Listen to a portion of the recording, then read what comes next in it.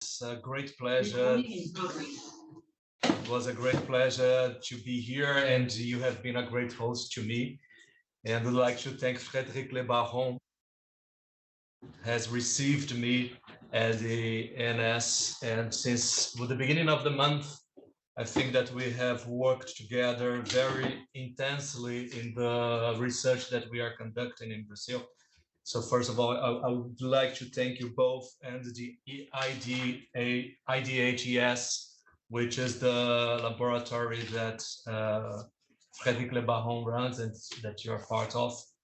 I'd also like to thank Brigitte Leroux, who is here with us. Thank you very much. She was with us last week when we analyzed the survey that is part of this research that I'm talking about right now.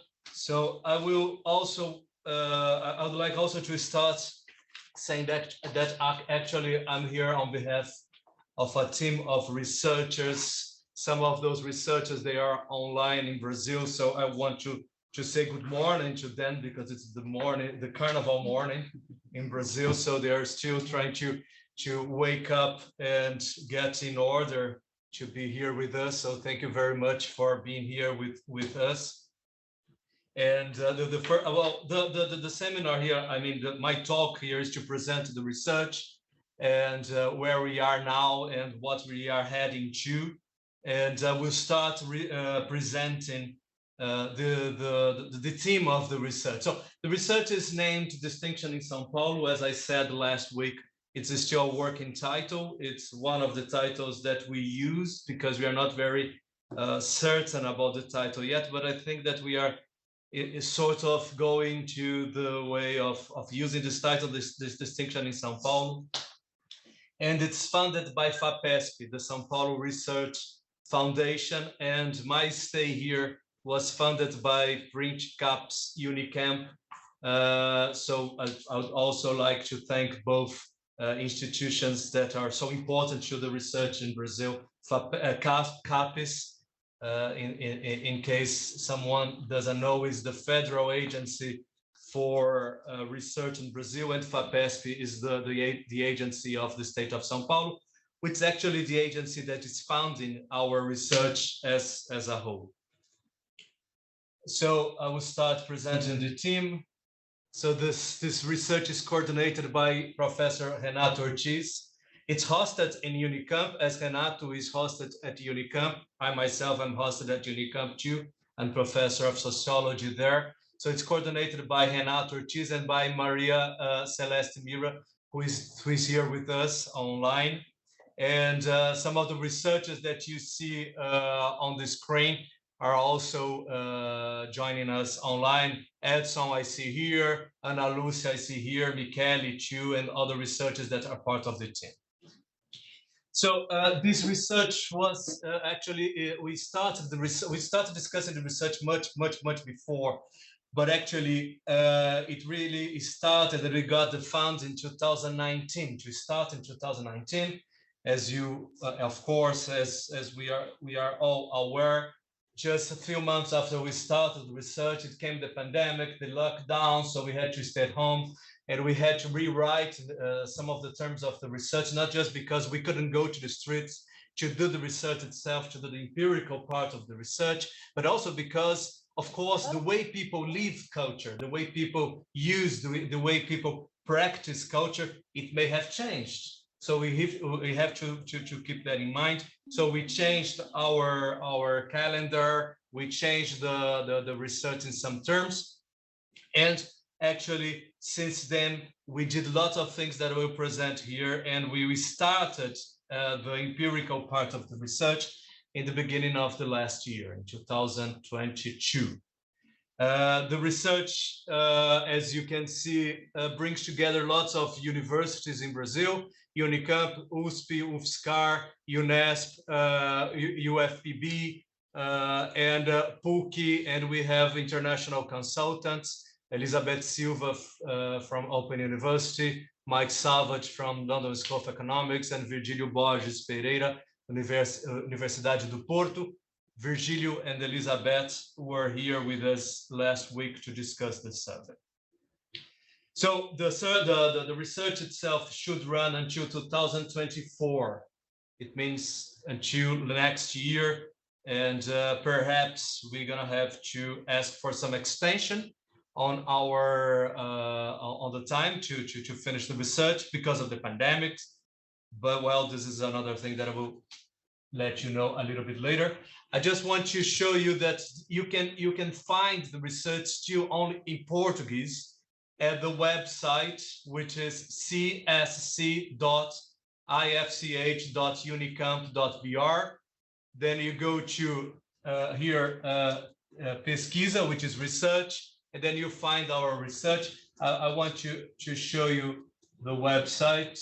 Let me try to change what I'm sharing here. Can you help me? Of course. Yes. Yes.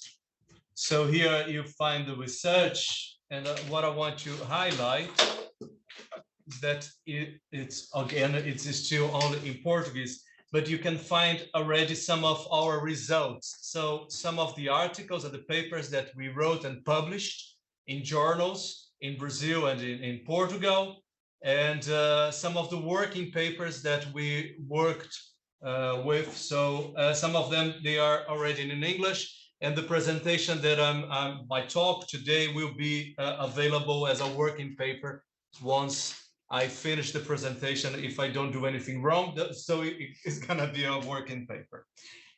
So you'll find more about the research at the website too, and some of the let's put like this, some of the results and some of the data that we are gathering now. So let me go back to my presentation, please.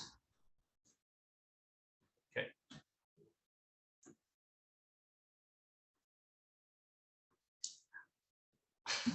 Yeah, that's it. Next. So I will start with the definition. Of course, we are inspired by Pierre Bourdieu, the book La Distinction, and by many other research that have been done since then, trying to understand the relation between culture and social class. So as we define it, we seek to understand how distinction works in Brazil, and mainly we look at the role played by the cultural capital, by culture, in if there is any role that it plays in the class dynamics of the city of São Paulo. So we are trying to understand distinction in São Paulo, but we have a special attention to the role played by culture, and if we can use this category, and we believe we can, cultural capital. So when we put like this, of course, if the aim, the goal is to investigate the cultural capital, is the specific goal of our research. Actually, the problematic of our research is more related to the problem of distinction, which means once we still have as an aim to look at culture, we may also find it will come up during the research other forms of distinction, other forms of capital that we may observe in the class dynamics in São Paulo. So of course we are very much influenced by many other research that found other forms of capitals. So like Prier and Savage put it, emergent forms of capital. So we may find them like multicultural capital, as Coulangeon puts it, as cosmopolitan capital, as technic capital. So many other forms of capitals that we may find. Of course, it will be part of our analysis, but as said, we start at least having in mind a specific object, which would be the culture and the cultural capital. So what is new about this research? So I'm not coming back to discuss how Bourdieu was received in Brazil, but just to put some words on this matter. So Bourdieu was received in Brazil in the mid of the 70s, especially regarding to his studies on education, and a little bit later the studies that he did in terms of field and culture by scholars like Sergio Michel and also Renato Ortiz. But his work on the distinction was received in Brazil a little bit later. It was actually, well, you all know, it was published in 1979 in France. It was translated in the beginning of the 80s in English, but in Brazil it was translated only in 2007. It was published only in 2007. So we have, first of all, to put together a team. Part of our researchers, they have as a specific goal, and we have some people with scholarships working on it, to follow the international bibliography that tries to relate the connection between cultural capital, taste, and distinction abroad, like many of the books that are on the screen that you know, but also in Brazil. I don't want to discuss the international literature. I think we can do that perhaps in another occasion or even during the discussions. But I want you to discuss a little bit what is new about our research in Brazil. That's the point. So as I said, the distinction in Brazil was received much later than in the English speaking countries, and of course much later than one should expect. Once again, it was only translated in 2007. So lots of research they have been done since then, but they have some limits that, of course, we want to overcome. So most of the research, they have either two forms of looking at the problem of the distinction in Brazil. One way that is very common to study distinction in Brazil is to look at how it works, the cultural consumption of a specific class. So the research, they look at a specific class, a class that they name as a class. So the social space is not built, not constructed. It's actually taken for granted. And looking at this class, the researchers, they try to understand how is the cultural consumption of this class. So how they consume, let's say, food and gastronomy, if they go to the theaters or not, if they go to the cinemas or not, etc., etc. So they take a class, they take this class for granted because it's not easy to build, to construct the social space. And looking at this specific class, they try to understand how is the cultural consumption of this class. Of course, the problem with that is that you don't see distinction working interclasses because you can't compare how one class is dealing with a specific cultural practice comparing with another class. Another way of research and distinction in Brazil that have been very common in the recent years is a little bit different from the first way, is looking at a specific cultural consumption or cultural practice and comparing how different classes deal with this specific cultural practice. So let's say gastronomy. No? Let's just give this example. So they look at the different classes and how gastronomy works for upper class, middle class, intermediary, or lower classes. So again, once again, usually the classes are taken for granted because once again, the social space is not constructed, but also you don't really know the way of the cultural practice because at this time you don't compare with other cultural practices. So you take food, how different classes consume food, but you really don't know if it's important as a form of distinction if you compare eating out or food itself with, let's say, fashion or with going to theater of movie or et cetera, et cetera. So if in the first way of looking at the problem of distinction in Brazil, you have the problem because you can't compare the different classes because you don't construct social space.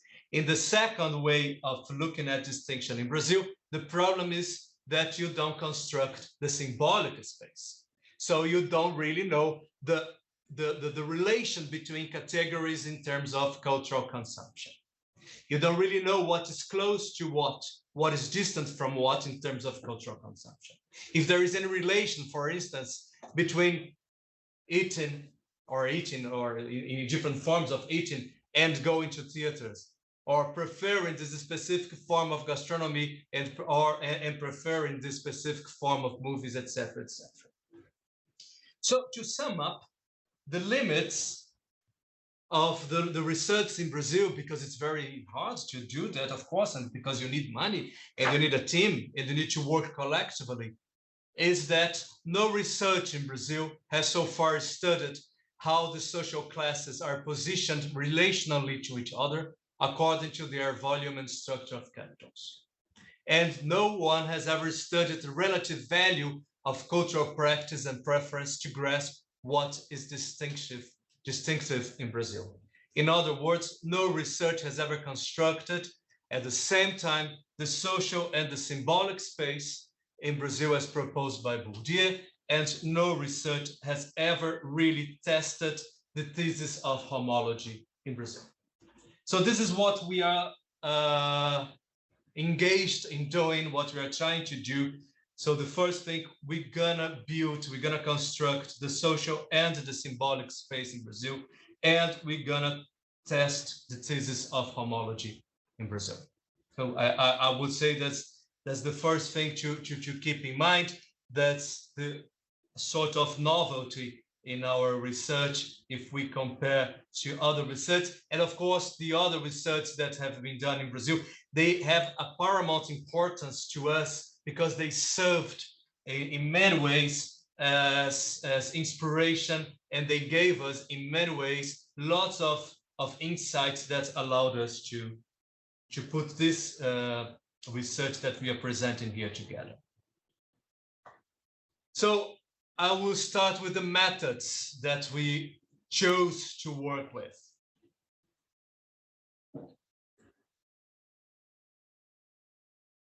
Now I am entering in our research itself. And well, we chose to use as method mixed and multi. It's a mixed and multi method research in which we're gonna have as our tools, our methods, focus group, survey, and interview.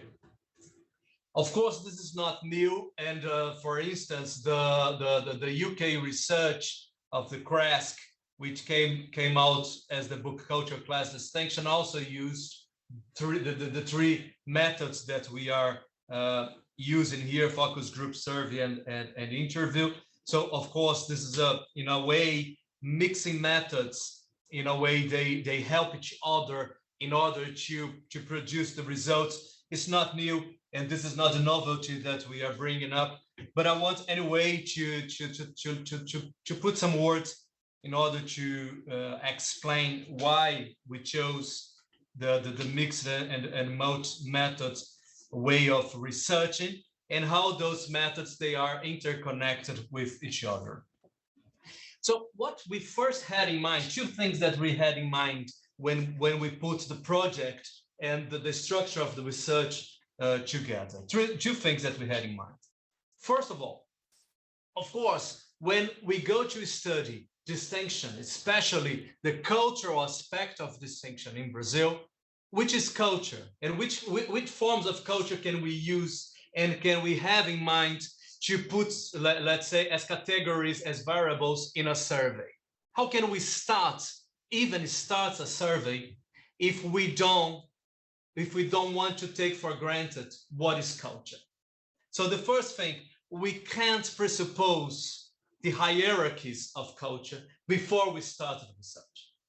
We can't presuppose what is more legitimate and less legitimate, what works as capital and what doesn't work as capital in terms of culture before we start the research. So in order to put together a survey, we had to use another form of method from which we could grasp the categories that we could use in our survey. Of course, we couldn't just use international surveys and, let's say, try to have in mind that there is an opposition between going to opera and going to a rock concert. We couldn't do that because we don't really know how important it is to go to opera in first hand in Brazil. So the first thing that we had in mind was that capital and cultural practice and their value and their hierarchies should not be taken for granted before the research itself. So in order to let the field talk to us and let the field help us to build up our survey and to bring up some of the categories that we may use in the survey, we decided to start with the focus group. So as I will talk about a little bit later in a few minutes, the focus group had as a specific goal to produce insights on cultural hierarchies and to give us some categories that could be used as variables in our survey. So that's why, different from some other research, but not different from the UK research, we start with the focus group and we don't finish the research with the focus group. We start with that. So it has a specific goal. The specific goal is exactly, and I will show you in a bit, in a few minutes, how we use that. So to produce the insights and the variables and to help us to put together some variables that may work as variables with meaning in our research. So I will show in a few minutes how we did that. So that was the first thing that we had in mind. So culture and cultural capital should not be taken for granted. The second thing that we had in mind is that we should understand culture as a form of power. Of course, this is, in a way, this is in the meaning of the category cultural capital, that capital and culture as a capital must work as power, must be useful to reproduce class, to build boundaries in order to keep the distance between the classes. So it must be used as something that help the classes to keep their position and to impair other people from other classes to access the benefits of that classes. Should be a sort of research to give advantage for those who have this sort of resources. So then we had a problem again with the survey. Of course, we know that with the survey, we can understand how culture may be rare or common, and being rare, how it can be used by upper classes in order to use culture as a form of power, exactly because, of course, it becomes something that's limited to one class in comparison to other classes. But we also wanted to understand the use of the capital in practice, in action.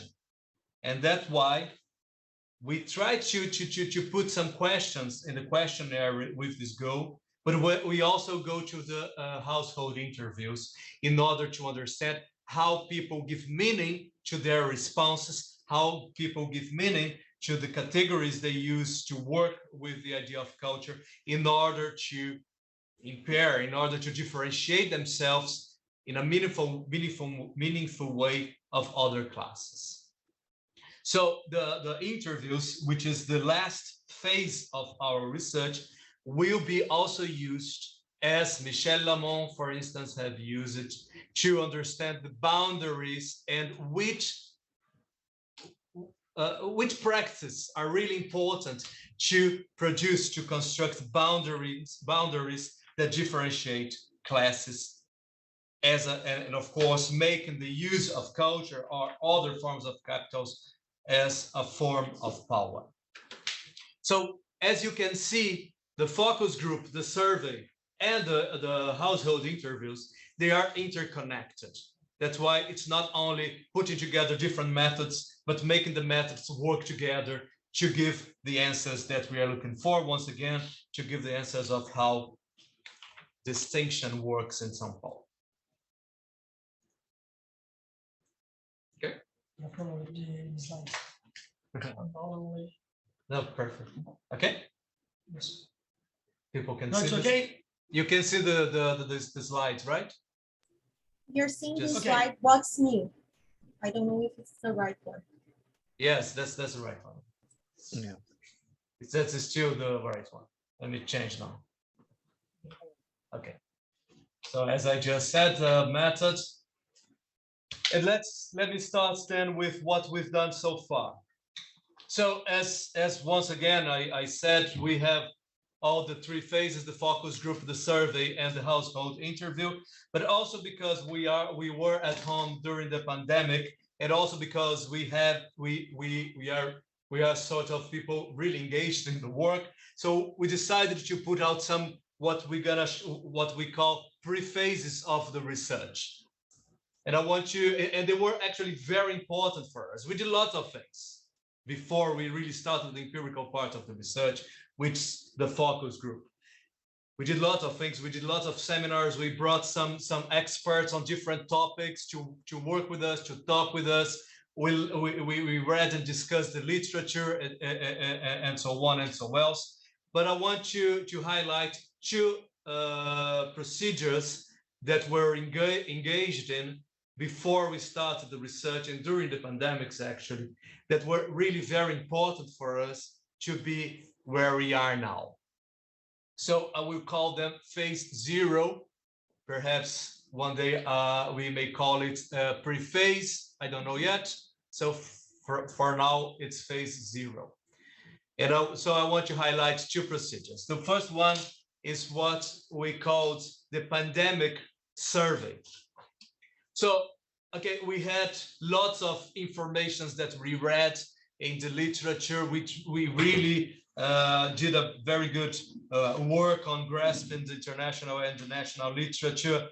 We had lots of things in mind, but we wanted to test, and we didn't have anything to do because it was the lockdown, the pandemic. So we want to test.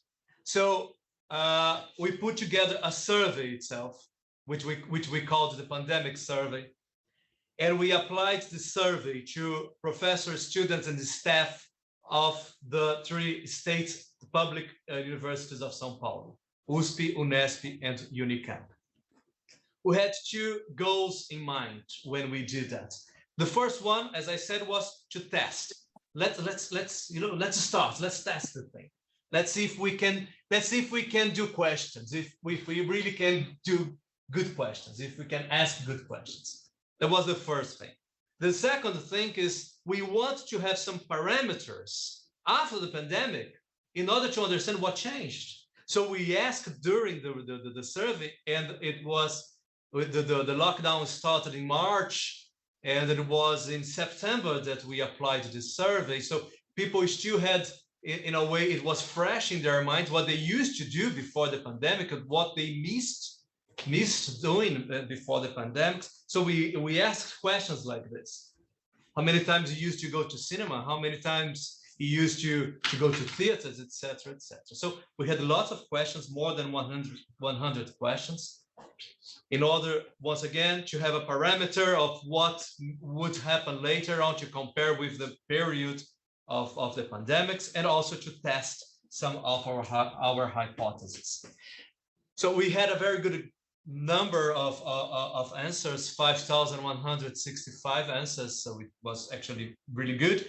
And it was fairly well distributed among the categories of professors, students, and staff.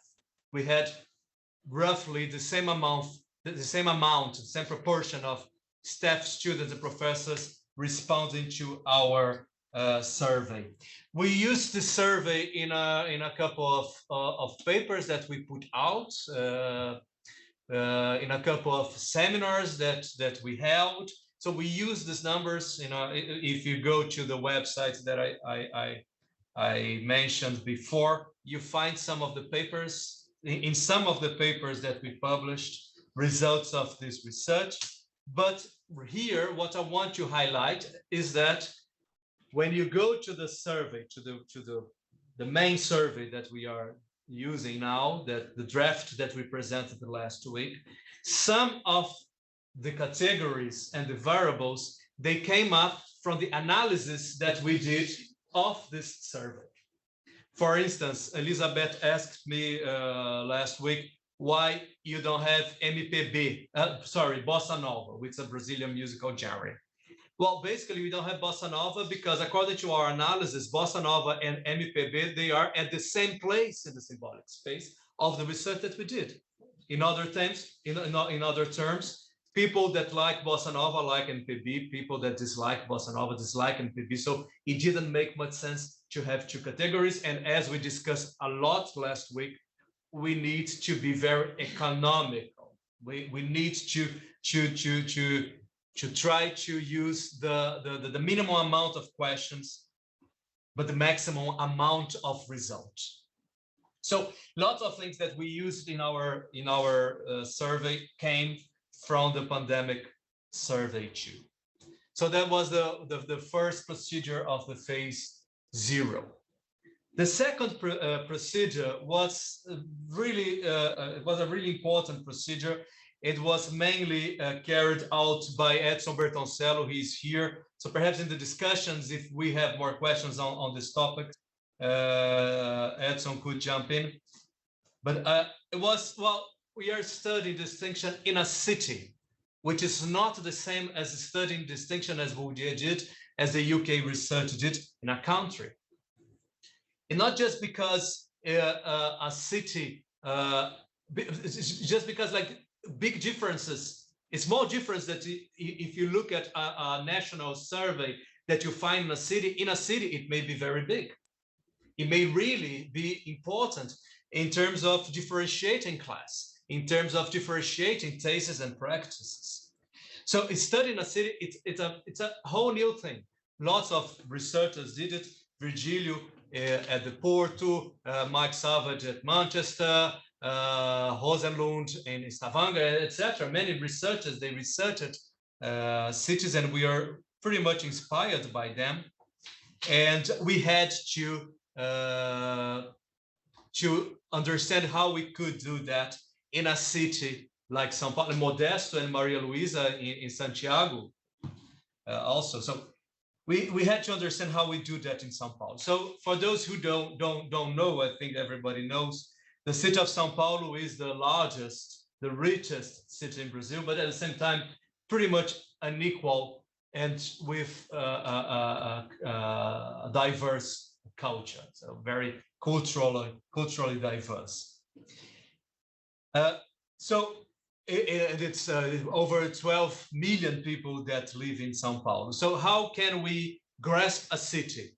The first thing that we learned, especially with Virgílio Borges Pereira, is we need to try to find some what he called zones of observation, which was like trying to reduce the complexity of São Paulo to areas that we can research. So these areas as heuristic areas, areas that are exemplary of the city of São Paulo that could be handled by a research.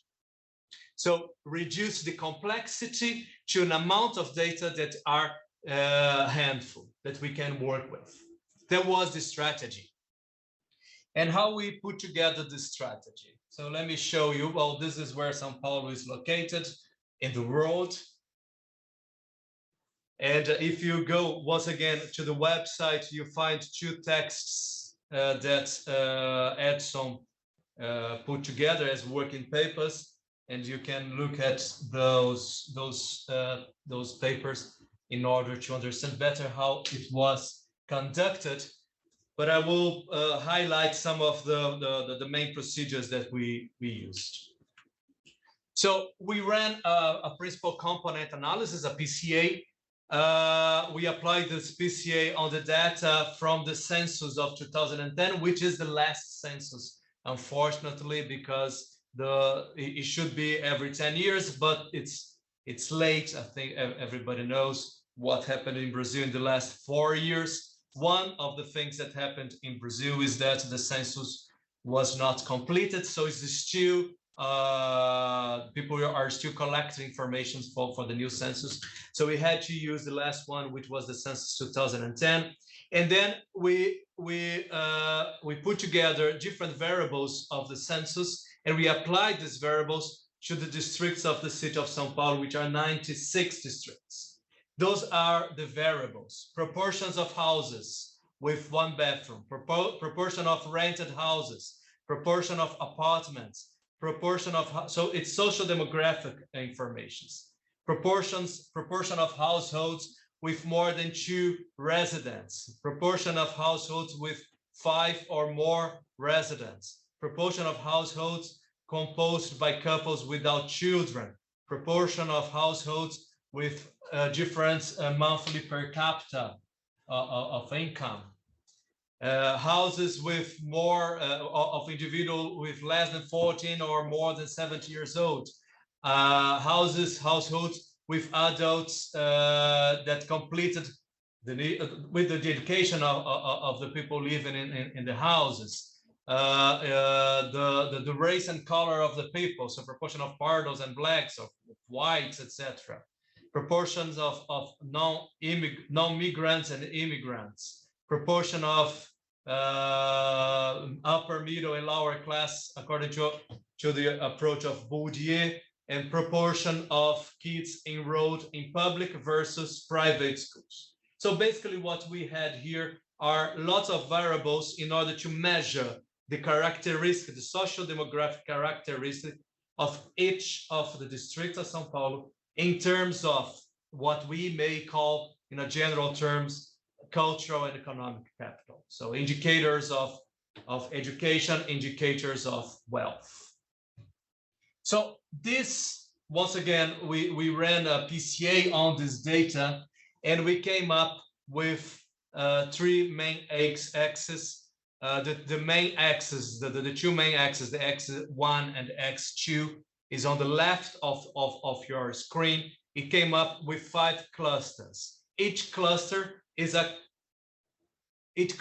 clusters different districts of São Paulo with similar characteristics. So cluster 1 has lots of districts of São Paulo with similar characteristics according to the variables that we used. Cluster 2, 3, 4, and 5, those are the main clusters of the axis 1 and 2. And you see the cluster 6 and 7 on the diagram on the right side. The 6 and 7 appeared when we analyze the axis, the third axis. So this is how actually we, in a way, drew the city of São Paulo. So each of the, this is the city of São Paulo, the map of the city of São Paulo. So there you have the 7 clusters, and where the green is a little bit darker are the districts of each cluster. So you see, of course, the cluster 1, the cluster 2 are the poorer clusters, the poorest ones. Once you go more to the 7th cluster with different characteristics, like some clusters they have more rented houses, some clusters they have more owned houses, etc., etc. Then you have the districts that pertains to that cluster. So cluster 1, for instance, where you find people with less education and with less income, you mainly find it in the south of the city, but a little bit also on the east and on the northwest, but not in the center. But if you go, for instance, to the cluster 5th, you find mostly, and also the cluster 6 and 7, most of the districts very similar to each other, concentrated in the center of the city. So the idea was to, once again, study the city of São Paulo through their districts, trying to reduce the complexity in order to choose some of the districts that could be exemplars, good exemplars of the complexity of the city. So that was the strategy. So once again, here we have the 96 districts. We tried mainly to choose 2 or 3 districts from each cluster, and those are the districts that we're gonna use as our zones of observation. and we can do the research, a representative research on these clusters, and then we grasp the complexity of the city. Once after we did this procedure, we also looked at every district within each cluster, and we saw how is the cultural offer of that district. And then we could differentiate, let's say, two districts that are in the same cluster. We look at them and we saw if they had different sorts of cultural offers. So let's say two districts on the same cluster, let's say the cluster 1, and one district had more traditional or legitimate culture like offer, cinema, theater, library, opposed to another district in the same cluster that didn't have libraries, theater and cinema, but had hip hop movement and other sorts of more popular and not so much legitimate culture offers. Those two districts could be used together in order to, in the same cluster, compare the districts that socio-demographically similar, but culturally perhaps different. So then we came up, once again, that's the city of São Paulo. We came up, out of the 96 districts, we came up with 20 districts. Like cluster 1, once again, that's the poorest one. This is in blue, those are the arrows in blue. We chose 3 districts as zones of observation. Cidade Tiradentes, Perus, Grajaú. One on the far north, one on the far south, one in the east.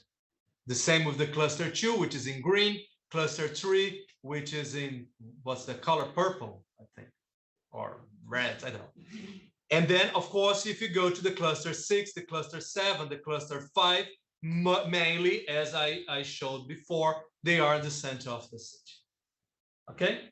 Of course, the districts, they have different sizes. So a district like, I think, like Cidade Tiradentes is bigger than the 3 districts of the cluster 7. So in terms of amount of people, the clusters are well represented. So that was the strategy of, once again, reducing the complexity of the city to a number of zones of observation in which we can grasp all the complexity, but with data that we can work with. That was the strategy. We can discuss that later. So it was actually a pre-phase, a phase 0, but was really very much important for us to organize the city and to understand how can we deal with such a diverse and complex city such as São Paulo. Is that all right? Okay. How is my, well, I talk, okay, that's, I have like, we have time, right? Yes. So let's start now with what we already finished, which were the focus groups. So before I introduce the focus group and how we managed to do the focus group, you have to bear in mind that we are dealing with a research that is, let's say, not a very modest research, but not a very rich research neither. So, for instance, we didn't have money to do the focus groups. We didn't receive any money to do the focus groups. It was not allowed for us to receive money to do the focus group. So we had to put together focus groups because I said before, we believed that we couldn't put together a survey without the phase of the focus group. So we tried to be, once again, as economical and creative as we could to put together not many focus groups, but with those focus groups to have the maximum amount of data that we could grasp in order to build up our survey. So the first thing is, okay, we could do more focus groups. The UK research, they did 24 focus groups, and with different forms of homogeneity that we couldn't use. Like they have focus group just with women, just with immigrants, just with I think just with Black people, just with transgender people. They had many of different sorts of composition that we couldn't have. So basically what we did, okay, we had money to do 6 focus groups. Basically that's what we had money to. So 6 focus group, of course, the first thing that come in mind, okay, volume and structure of capital, right? So if we have a society in which we measure the volume of capital and the structure of capital, and you have upper, intermediary, and lower class, already you have 6 sort of groups that we can analyze. So we were first of all inspired by the study of Will Atkinson, who using once again the data of the UK survey that used occupation not in a way to understand the occupations as the way they give access to the benefits of a market, as Goldthorpe would put it, but occupation in a way in terms of the relation among different occupations that could show a sort of representation of accumulation of different sorts of capitals. So using the occupation as a sort of proxy of what would be the cultural and economic capitals needed by that occupation in order to reproduce the condition of that specific, the class this occupation is related with. So that's how we started. We organized the people that we recruited to the focus groups, first of all, according to the occupation.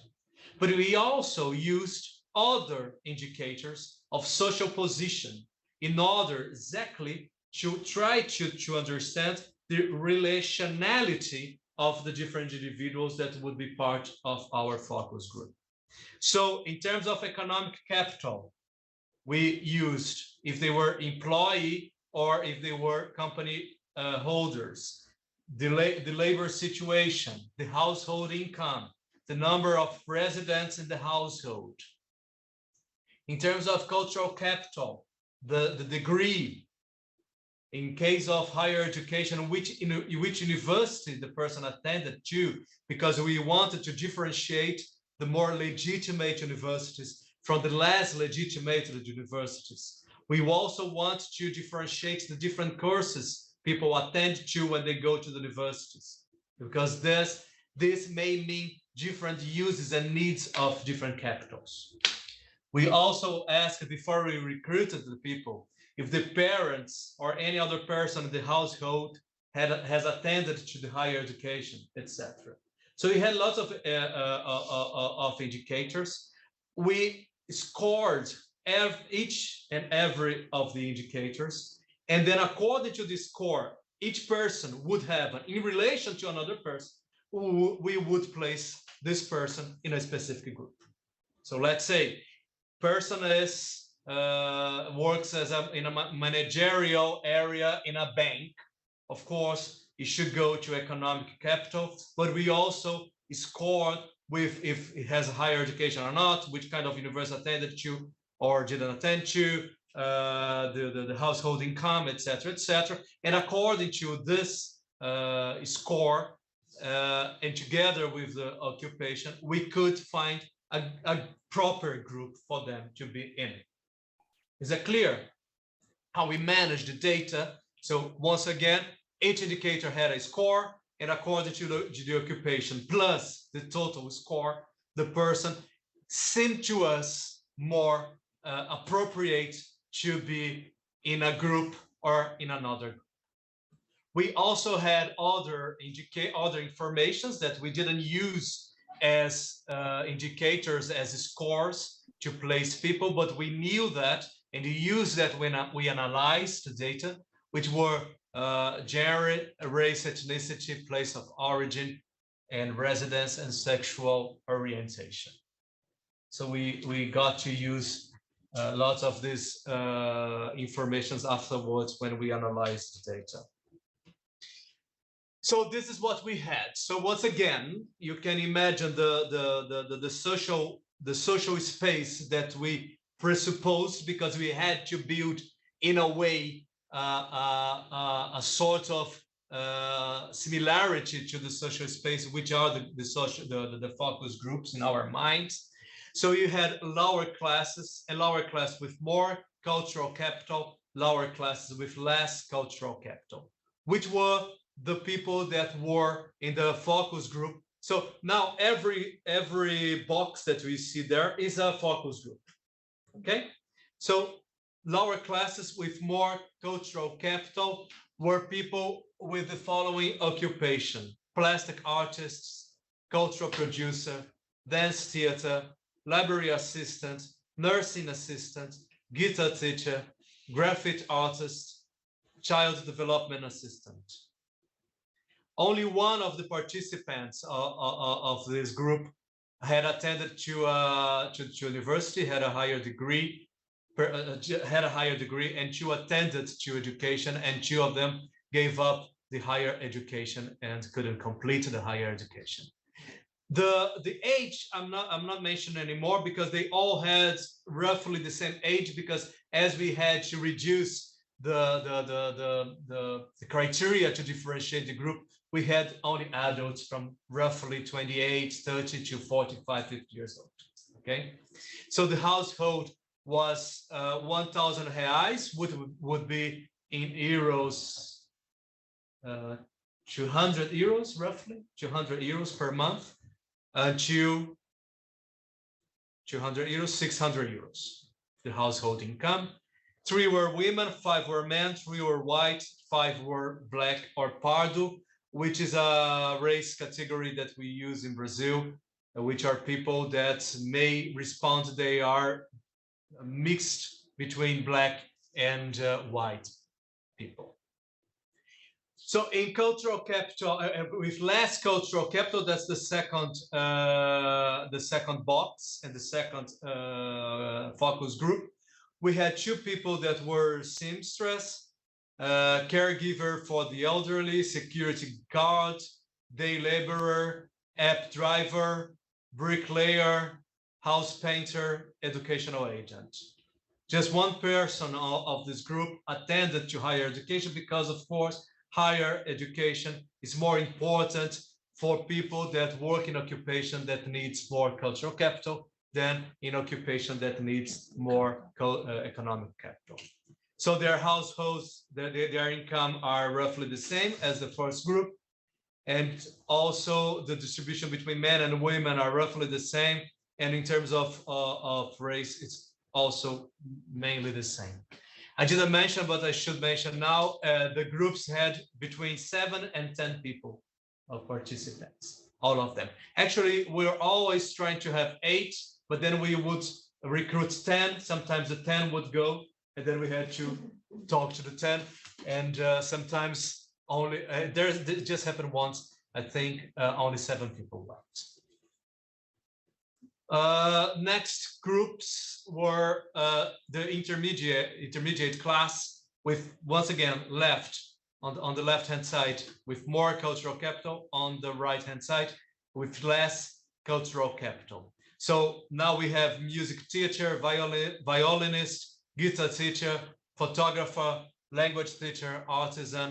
They all have higher education. So that's one big difference of the first group. Their household income is not much different. It's a little bit higher than the first one, but you have to keep in mind, it was just after the pandemic, and the pandemic really affected this kind of occupation. People, they have this sort of occupation, but at the same time, they were not find many gigs, many jobs. So keep that in mind too, please. And men and women are well distributed, but as you're gonna see now, it's gonna be more and more difficult to have Black people in the groups. So now we have 5 white people, 2 yellow people, they said yellow people, but indigenous people, and then 3 Black and Pardo people. With less cultural capital, now we have administrative manager, support analyst, small shopkeeper, purchasing managers.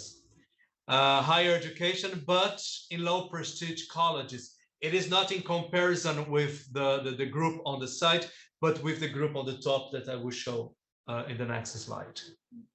Their household is a little bit higher. You have 4 women and 4 men, and you don't have black people anymore. So they just don't go up, let's put it away on the scale. And then the upper class, now we have with more cultural capital, director of photography, cinema and TV, journalist, editor, university professor, lawyer, film director, theater and audiovisual producer, cultural manager, actor, cultural manager and actor is the same person, theater teacher and actress, also the same person, and a musician. They were all graduated in public universities. It means in very, very legitimate universities in Brazil. And their household income is a little bit higher than the one before. And we have only 7 people in this group, and you don't have black people. And one person that said that she was, I think it was a woman, said she was indigenous. Once again, it's self-declaratory. They say what they want. That's not us classifying them. And now people with less cultural capital is still on the upper class. Now we have sales executive, general director, engineer, managers, public servant, who is economist, lawyer, and a dentist. Once again, they have higher degree, but mainly in private universities, which may be very legitimate, some of them, but not all of them. But in comparison with the public universities, usually they are not as legitimate as the other ones. Parents with higher education, household income per capita. This is per capita from 6 to 16,000 reais. All of them white, and 5 men and 4 women. Okay, so these are the groups, the 6 groups that I mentioned. And before I go to the analysis, I will present you some of the analysis that we put together, especially Ana Lúcia, who is there, Michele, who is also there, and Maria Celeste Mira. They did most of the analysis of the focus group with Beatriz. I don't know if Beatriz is there, but Beatriz too, I want to mention. So how did it work? So this is how we built, how we chose the groups. And I want, first of all, before I present the analysis and the dynamics, to say a few words about the limitation of the focus group. Well, first of all, as I mentioned, we should do lots of focus group in order to grasp different sorts of differences. Our focus groups are based only on class. That's one thing. Another thing is that, and it's not a problem with the technique itself, but with the difficulty of recruiting people to go to focus group. It's much easier to recruit the middle class and the lower, but not so lower class, to go to focus group than the upper class. So actually, when you look at the slide that's on the screen, you can see that, okay, you get the people, let's say the upper middle class, but you don't really get the dominant class. You don't get the very rich people. You don't get the main directors of cinemas and TVs. They are not available to go to focus group. So we have the sort of limitation. We got as much higher as we could, but of course, we don't get the top of the top. Another thing, we don't get the bottom of the bottom, especially because all the people that we got to go to the focus group, they are employed. We selected according to occupation. So they are working, so we don't get people out of the market. Most of them are not of the market. We can grasp like some indicators that may show that those people, like people that are dependent on social benefits. We have this data in our sources, but of course so in other words, we don't really get the extremes, the very much rich, the people with big amount of cultural and economic capital, and really don't get the bottom of the bottom, which is not very much problematic, I need to say, because what we want with the focus group is not a representation of the city of São Paulo, of the social classes of São Paulo. But once again, what we want from the focus group is to give us insights for us to build the survey. It would be a problem if in the survey, we couldn't grasp the extremes. That would be a problem. But according to the aim that we had with the focus group, it's not a big problem because we already could find the hierarchies and the oppositions and the tensions that we are looking for in terms of volume and structure of capital. Another limitation of the focus group, which is not a limitation of our use of the focus group, but usually it's a problem of the use of the technique of the focus group, is that, and before I say that, let me start with how was the dynamic. So we, the team of researchers, we were behind the glass.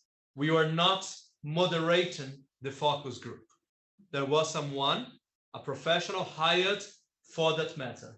So she was in the building, in the room, and we were all behind the glass, watching it, taking notes. People knew that we were there, so it was not, we were not exactly, we were hidden, but it was not a secret. They couldn't see us, but they knew we were there.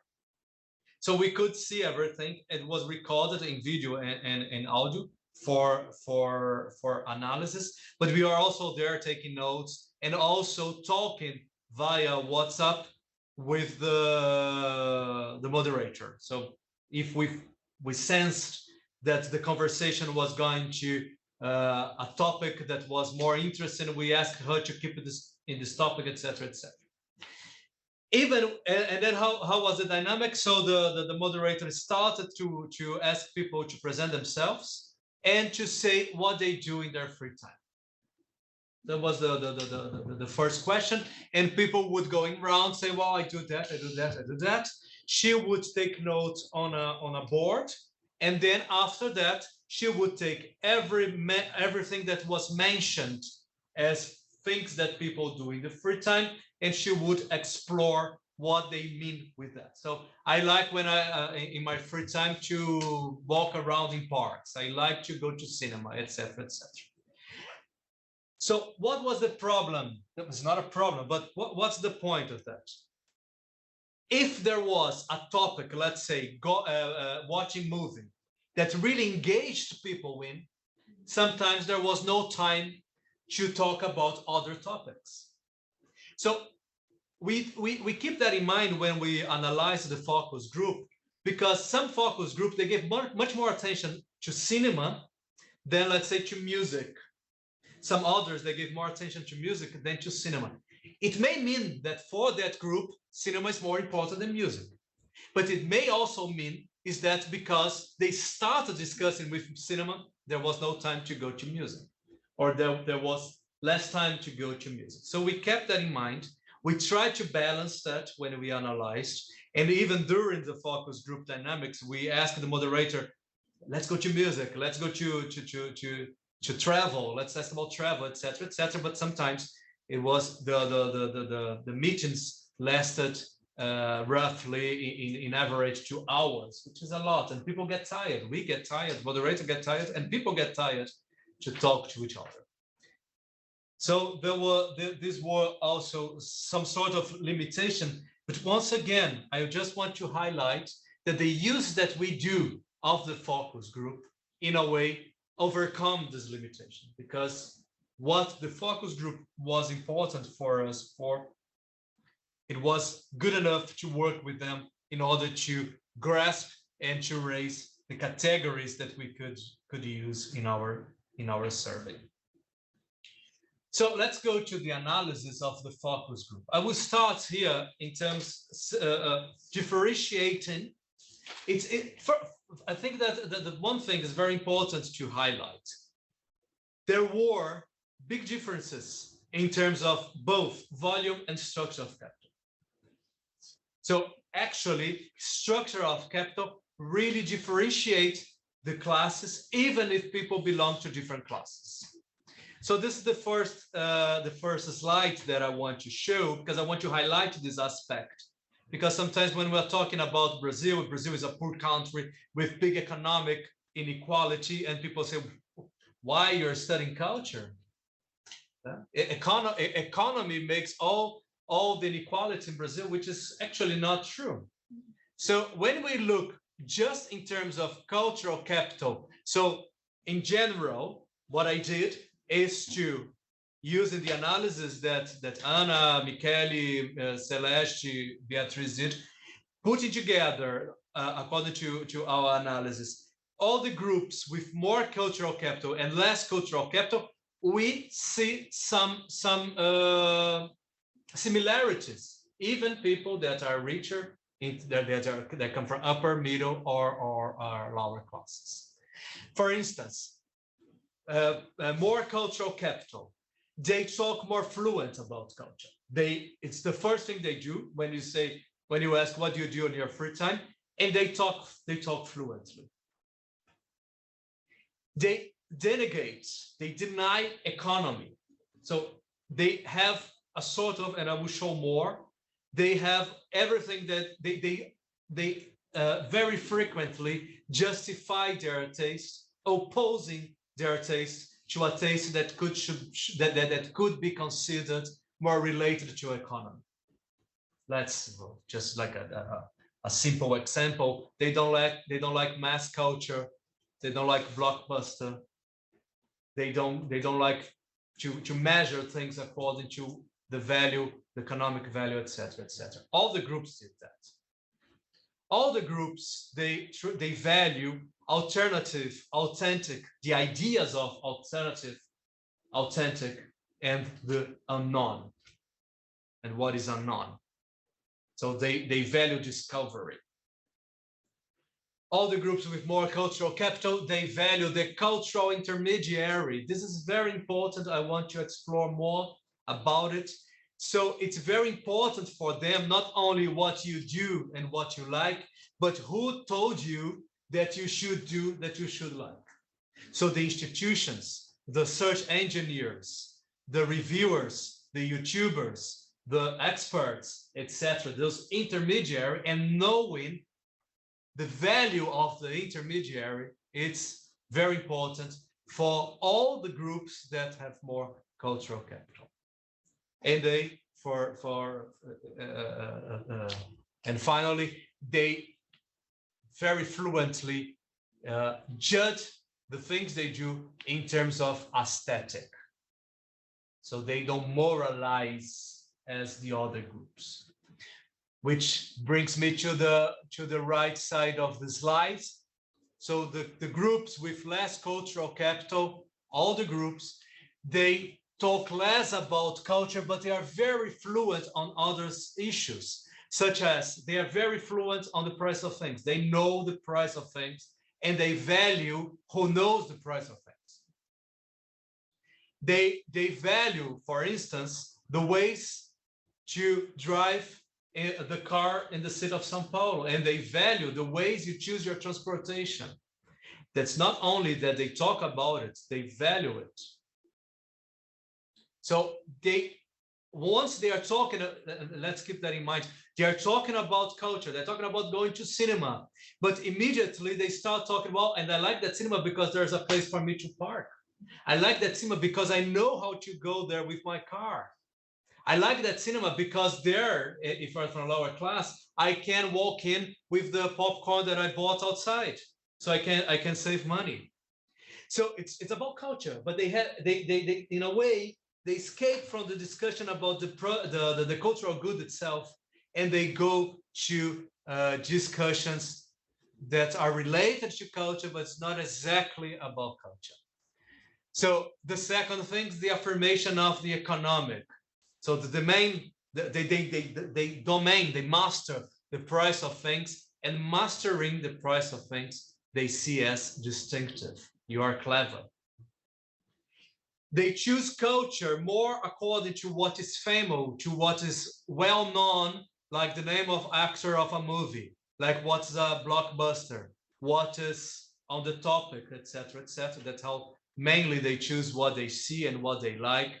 But on the higher class, they also like what is rare, but not in terms of art, but for instance, in terms of traveling, in terms of what is luxury.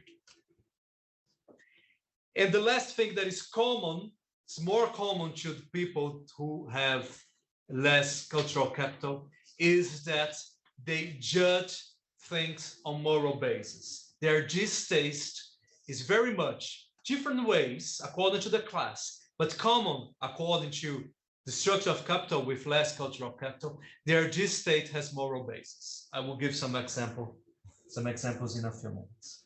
Is that right? Can I go to the next slide? So I will start now with every group, okay? So lower class with more cultural capital. One thing, they really, in terms of hexes, body hexes, they are very disciplined as the other groups with more cultural capital. So if we compare with people with less cultural capital, I'll show in a minute, they talk slowly, they talk low, they don't interrupt each other. So culture is less articulated with static, but it's also articulated with static, but which is specific of this group, is that this group articulated culture with politics. Culture as a form of transformation of society, of a community. So they articulate with static. They rarely articulate with moral, but they articulate more than any other group with politics. They value their territory. So they like eating in the neighborhood. They don't like big chains. They like buying clothes in their neighborhood. So they all came up with this sort of answers.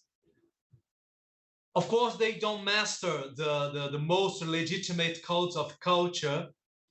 So what they tend to do is to like what is traditional and classic. So they may say that they don't like some of the more recent and mass culture. So let's say they don't like the blockbusters. They say they don't like música sertaneja, like the country music. But they say, but I do like the old ones, the ones that are traditional, the ones that are classic. So that's why in our survey, Brigitte, we asked the difference between, well, do you like classic and modern, different sorts of music genres? Because it really differentiates with more and less cultural capital. And they value, once again, the intermediaries, and the intermediaries are those that give them more security, more assurance they are doing something that is legitimate once they themselves, of course, they don't master the legitimate codes. So they are the groups that mention more than any other groups that they value a movie that won an Oscar or a Cannes, for instance. They also value the best of lists, the top 10, the sort of lists. They value those lists, but they are not very sure which lists they use the most. So they are not so very sure which are the most prestigious lists. With people with less cultural capital, now they talk loud, they interrupt each other, especially men interrupt women. That was really noticed, and I think that we have to keep that in mind. It's very important also, that was the only group that it came up when asking about the characteristics of the individuals. In this group, it came up that women would give their occupation and the occupation of their husbands. It didn't come up in the other groups, but in this group it was important. And that's very important because of the discussion that we had last week, which was that we need to survey the household composition.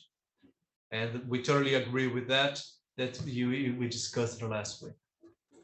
Shopping mall, which is objected by the other groups and the groups with more cultural capital, in this group is central to different sorts of practice, consume and cultural.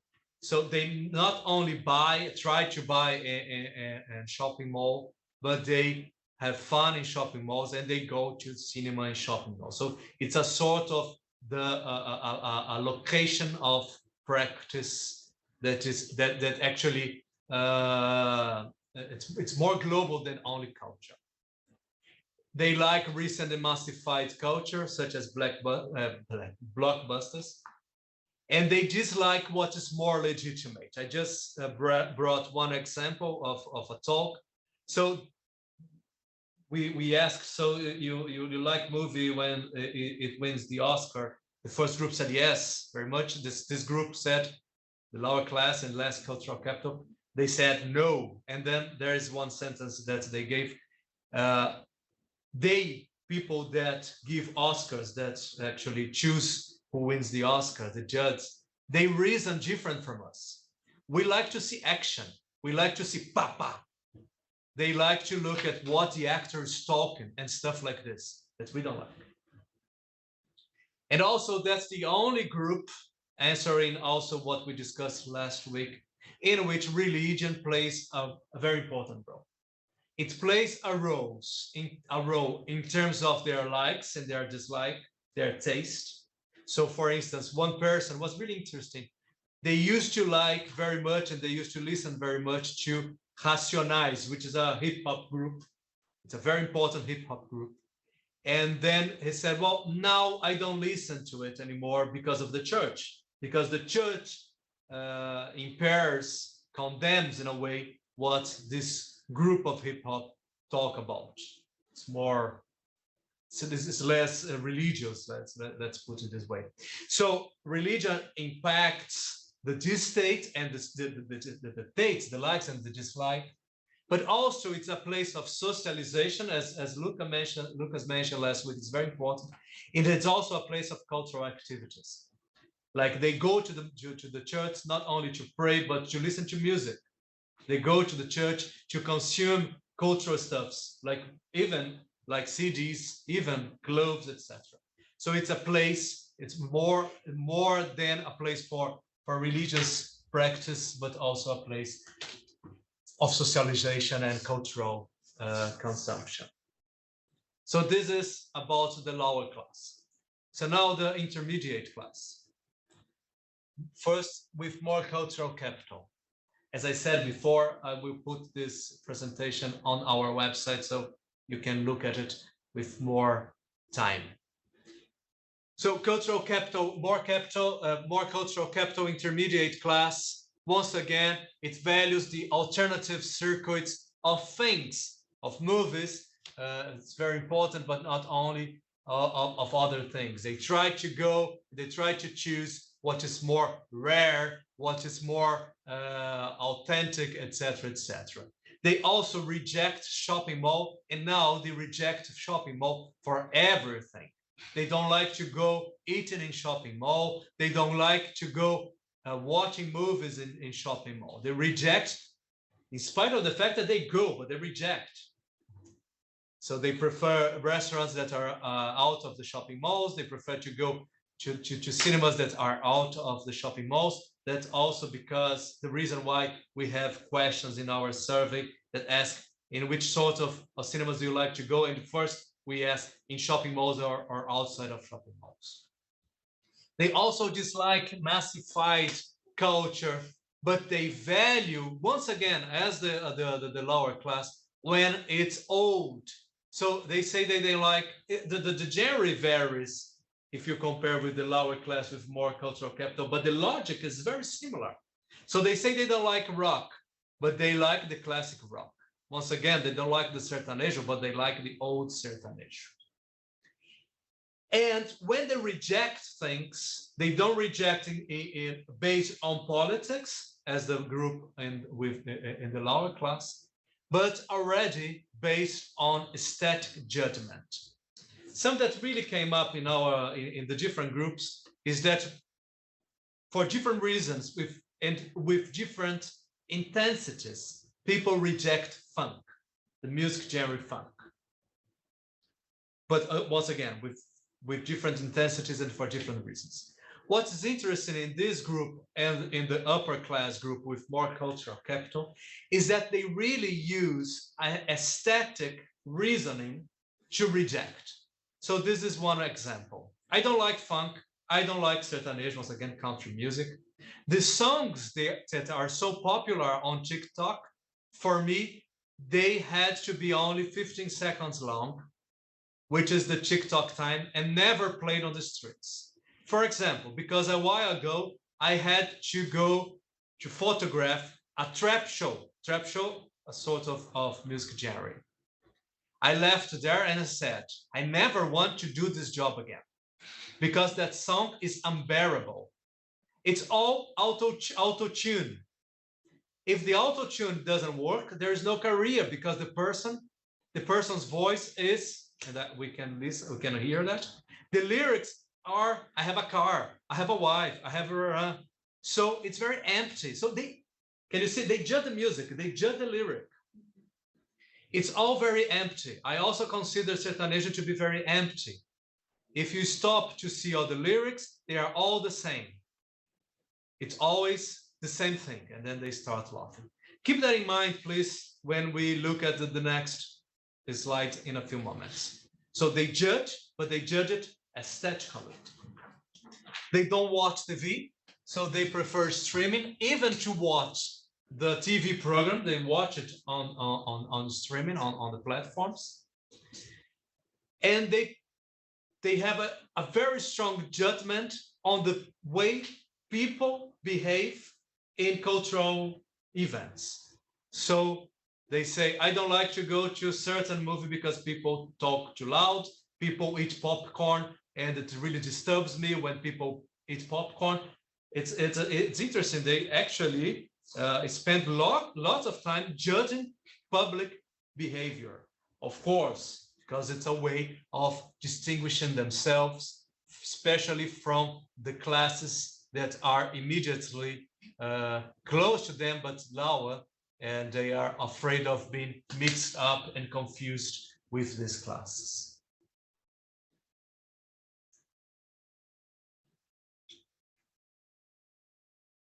And now with less cultural capital, so they value, once again, shopping mall to various activities. And then that's the point that I want to highlight.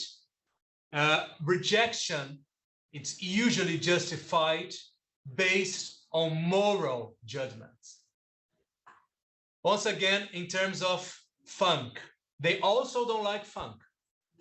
But look at how they justify it. And then I quote, the people is depraved. There were dances where people commented that women went without the panties. There are lots of drugs in there. They are mentioning the funk balls. They sell in there. What is life? It's a life of crime. They carry guns. So actually, in every sort of cultural practice that they talk about, when they don't like, they don't give an aesthetic judgment for why they don't like it, but they give moral. It's very important, the moral judgment. And I put here the last one here. They'd love to go to Disney. I forgot, but in the group before with more cultural capital, when we ask, where do you like to go to? And they say, they respond, etc., etc. And then we ask, where would you never go to? This group would say, I would love to go to Disney in the first place. And the other group with more cultural capital, they would say, I would never go to Disney. It's interesting. They would, in terms of economic resources, be placed in the same position in the social space. But actually, they have very different forms of judgment and tastes. Coming to the last two groups, upper class now. Once again, they extremely value what is authentic, alternative, I mean here with more cultural capital, alternative and unknown. So expressions like, I like to watch things hidden on Netflix. I don't know what it means, how it's hidden, but they say hidden stuffs on Netflix. They like to go to alternative circuits. And sometimes the circuit is not alternative enough because it becomes, in a way, more common. So they try to find more alternative circuits. So what is actually alternative to the intermediate class with more cultural capital, it may be seen by this group as too common, and they try to find what is even more alternative. They value, like no other group, the cultural intermediary, and they really know which is the most prestigious cultural intermediaries. Just to give you an example, we asked, how do you choose the movies that you watch? And they have some sort of top of best of list of the best ofs that actually it's very specific, and they really value those lists, and even devalue and even distaste lists that were mentioned by other groups. So they say, I use this sort of list, posto seis. I forgot the list. It's in the survey. But lists that actually they are the only ones that really mention this list. And when they mention that, the other people say, oh, that's a good list. And intermediaries, and where the cinema is. So they choose the cinema according to the institution where the cinema is, the movie theater is, etc., etc. So maybe it may be that as we didn't get the top of the top, those are people that they really recognize the symbolic value of things, but they don't master it. So they still need an intermediary with value, with prestigious, which are prestigious, that may assure them that they are consuming what is legitimate and prestigious. So they still have to go through the cultural intermediaries, even if this cultural intermediary is an institution like SESC, etc. Like that's the group that in terms of the platform they use to watch their online entertainment, they prefer Mubi, of course. They talk about Netflix, of course, but that's the one that mentioned Mubi and other platforms that are more exclusive in a way.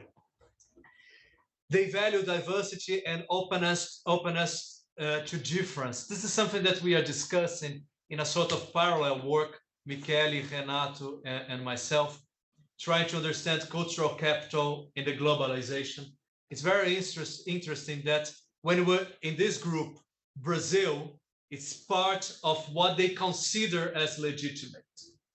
So they don't differentiate pretty much the international from the national. So this is the group that watch more or mention more Brazilian movies, that mention more Brazilian destinations in terms of travels, composed in a form of repertoire with the international references too.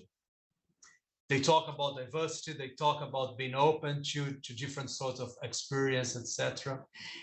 They also value what they mention as experience over possession. So they have less things and they prefer to experience more things. And that's something that I already mentioned. And then the last group, and then I finish, people with less cultural capital, but from the upper class. So they also recognize, but they recognize the legitimate culture. They know that they should know about. But it's really interesting because that's the group in which sentences like, I have a terrible memory, we all are very bad in memory, really came up because they don't know the name of the things. We ask them, what do you read? Do you go to movies? But what's the last book you read? I have a terrible memory.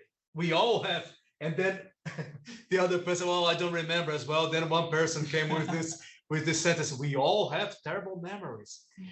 And that's a very interesting thing because it may mean that they recognize they should know, but they don't know. So it may mean that that's a class, that's a group that recognize the legitimacy of the culture that the group with more cultural capital masters in a better way. Another thing, they value safety and easiness to access the cultural offer more than anything, even more than, let's put it away, they talk more about it than they talk about the aesthetic pleasure the cultural practice could give them. So they say they prefer shopping malls, not because they like shopping malls in themselves. Actually, they also criticize shopping malls, but they like shopping malls because it's safer, as they put it, and because it's you have place to park your car. So they say they put very good words about the center of São Paulo, which is like it's more the traditional and more legitimate place of culture. But they say it's too dangerous, too many beggars, and this kind of stuff. So different from the intermediate and the lower class with less cultural capital, they all go to shopping malls. But the upper class, they criticize shopping malls. But in a way, they say, well, what can I do? Because where else can I go and not be robbed? And where else can I park my big car? And it's very interesting because we are all the focus groups, they took place in the same place in different days. In front of the place of the house where we held the focus group, there was a parking lot, and Edson was very sensitive. They used to look at the parking lot to see the cars people would come in, and this is the sort of group, of course, that the car is more important. People use more cars, and the cars are better than the other ones, and they value moving the city and knowing how to move in the city with the car. The other groups with more cultural capital, they like to say that they go with the subway, they use the subway and kind of stuff. They usually mention that they choose their cultural program. I use these words by the greatness of it. So they like the blockbusters musicals, the Broadway musicals. So they like the big festivals. It's not just what is famous and what is massified, because it's also not massified, it's for a few people, but what is great, what is big. They also judge a culture on moral basis, but they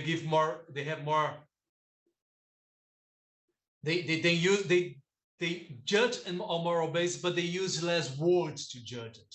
But like, for instance, funk, they also reject funk, and they relate funk to pornography. They say it's things, relate funk with pornography, people there are whores, and they use this sort of words when they judge funk.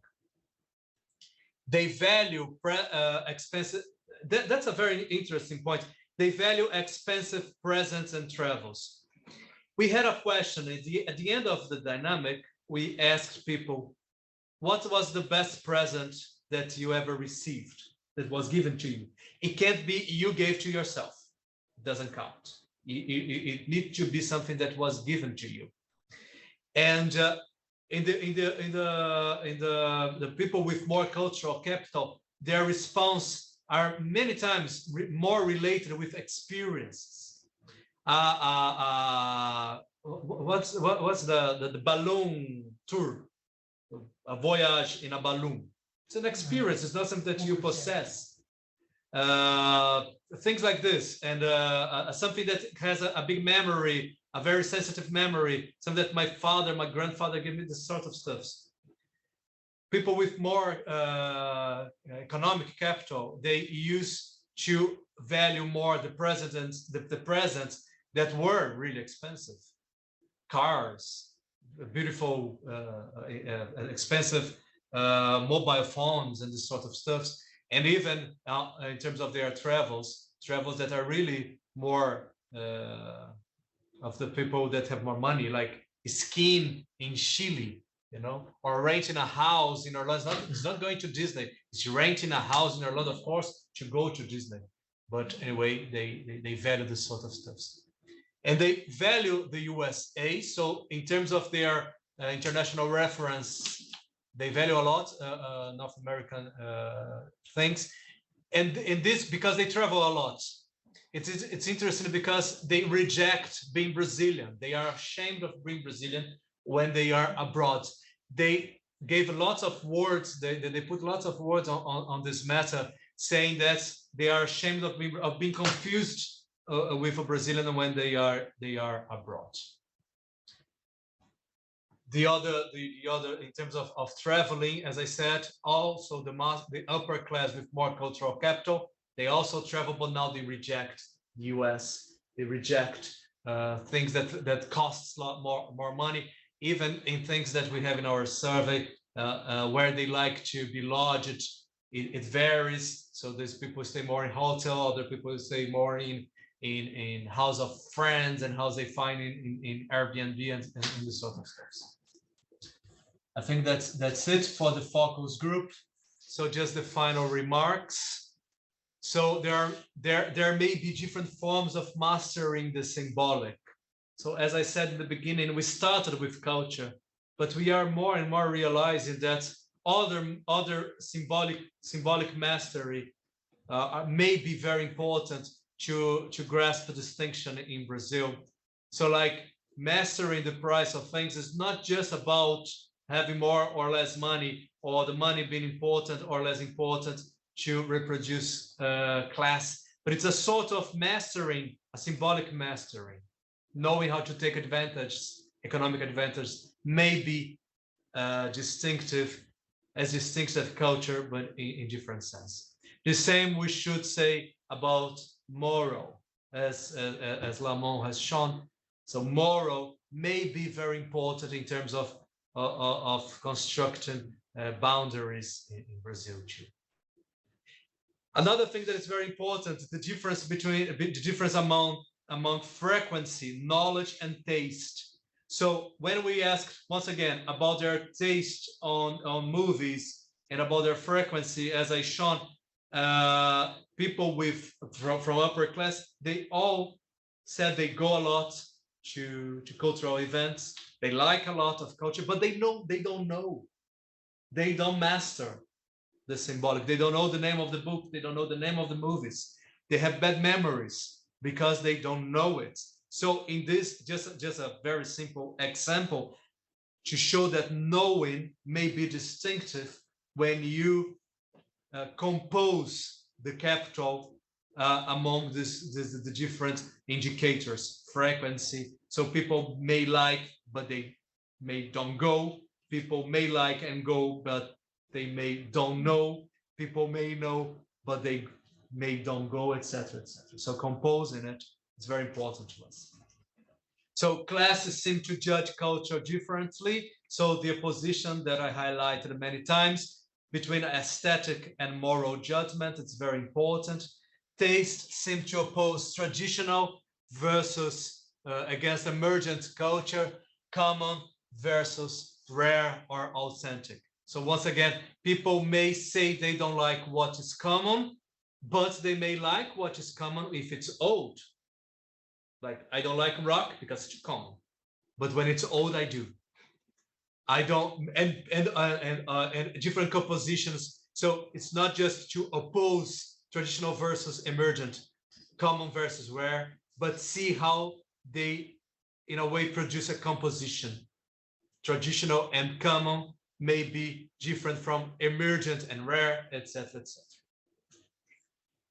Knowing the cultural intermediary may be as distinctive as knowing the cultural good itself. It's very important because, of course, of the internet, of the massification of access to information and culture. So, knowing what can put you in touch with cultural good may be very important in order to grasp what is distinctive. It really, just one example, upper class with more cultural capital.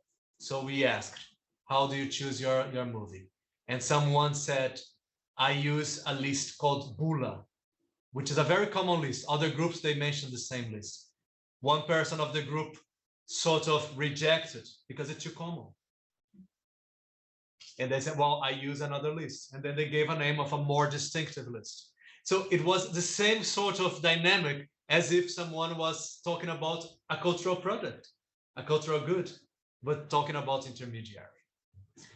And the final one, cultivating and consuming seem to be different orientations to culture. So some groups, especially the groups with less cultural capital, they do consume culture, but they don't really cultivate. They don't invest time and money, but especially time to consume the culture. So they really invest in knowledge. They really invest on their children. That's very important. People with more cultural capital really invest on their children to grasp, to acquire more knowledge on culture. So this is very important.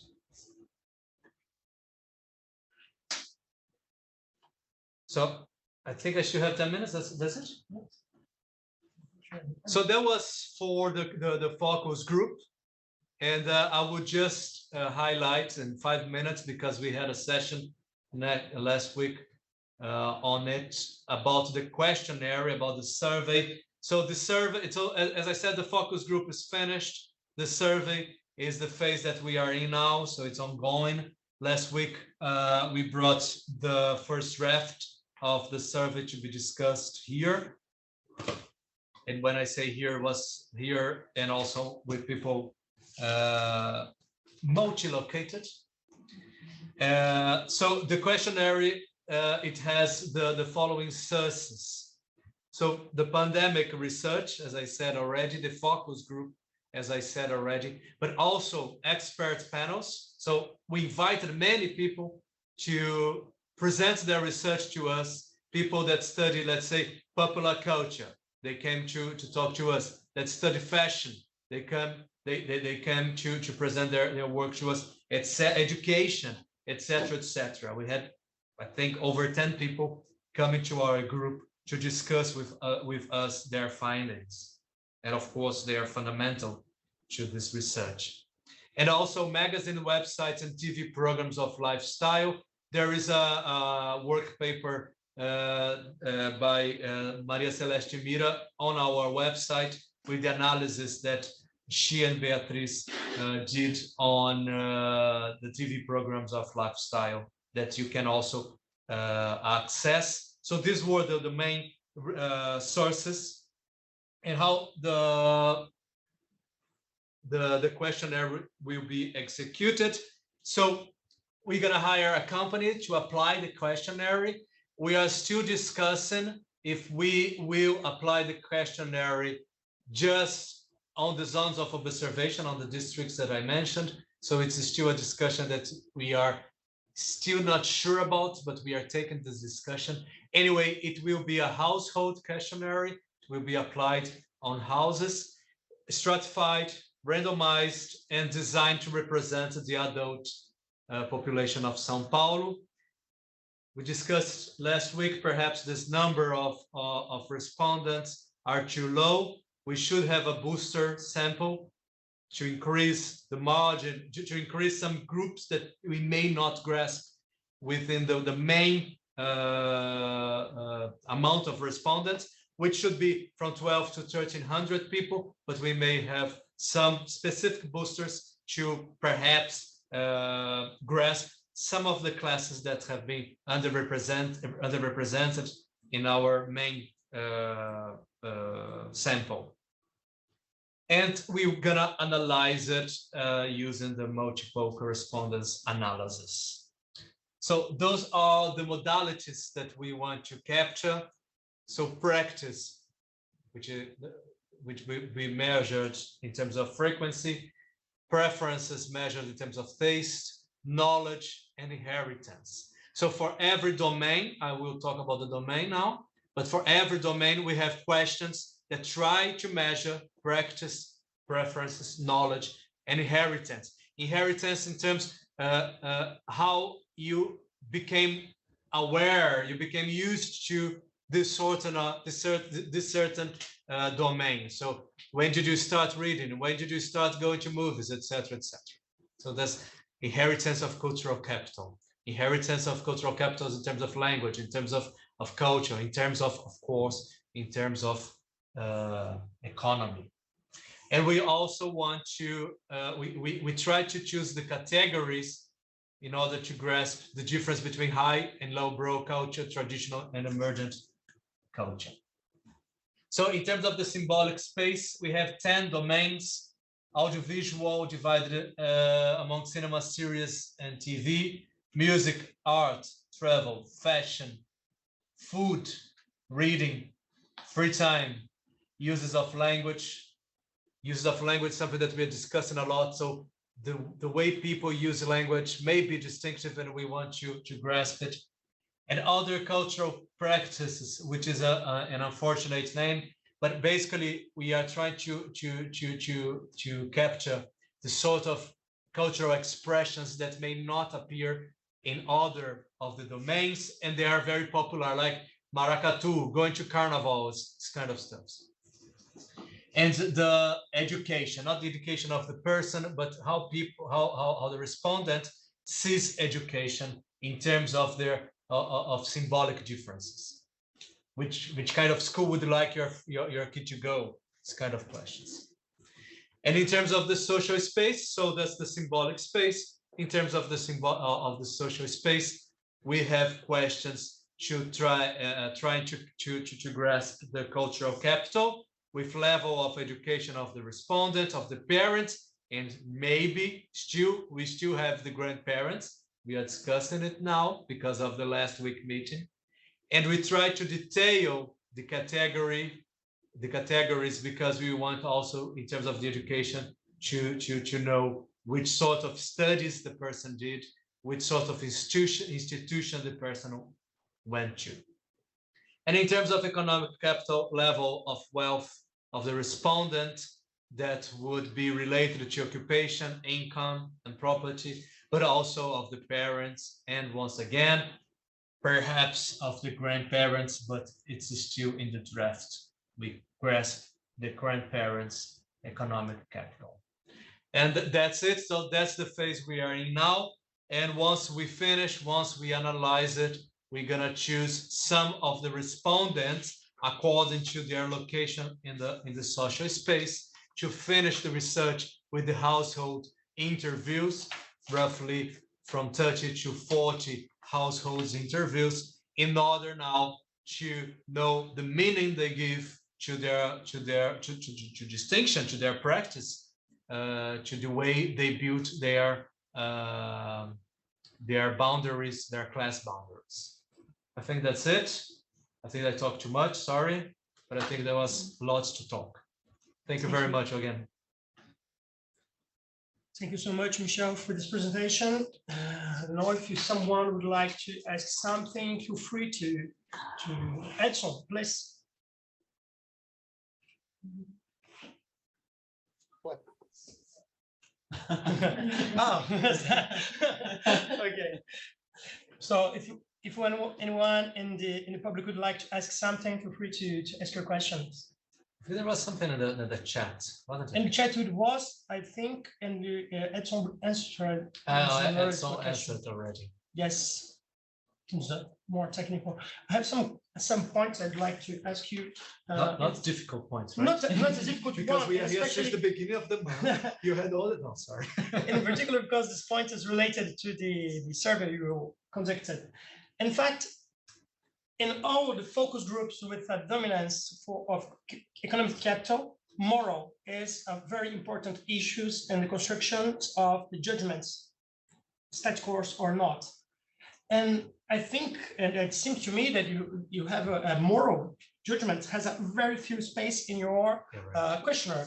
It's not something thinking about why if this appears in all social groups, why do not give to the subject a place more important than it has. A second point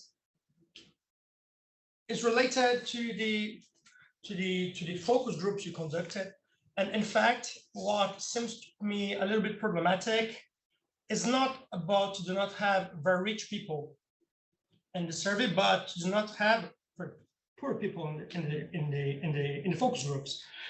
Because if I well understood, the income per capita you have is about 1,000 reais at least, or the average income in Brazil per capita income is 1,300. So we have the middle class in terms of economic capital. We don't have people with very low economic capital. And I think this could produce very biased categories if you would like to use this as base to think what is important to ask people in the survey. And it could be very interesting to add 2 more focus groups with selected people in this group, in this economic classes. And I think you could be very surprised with the results you get.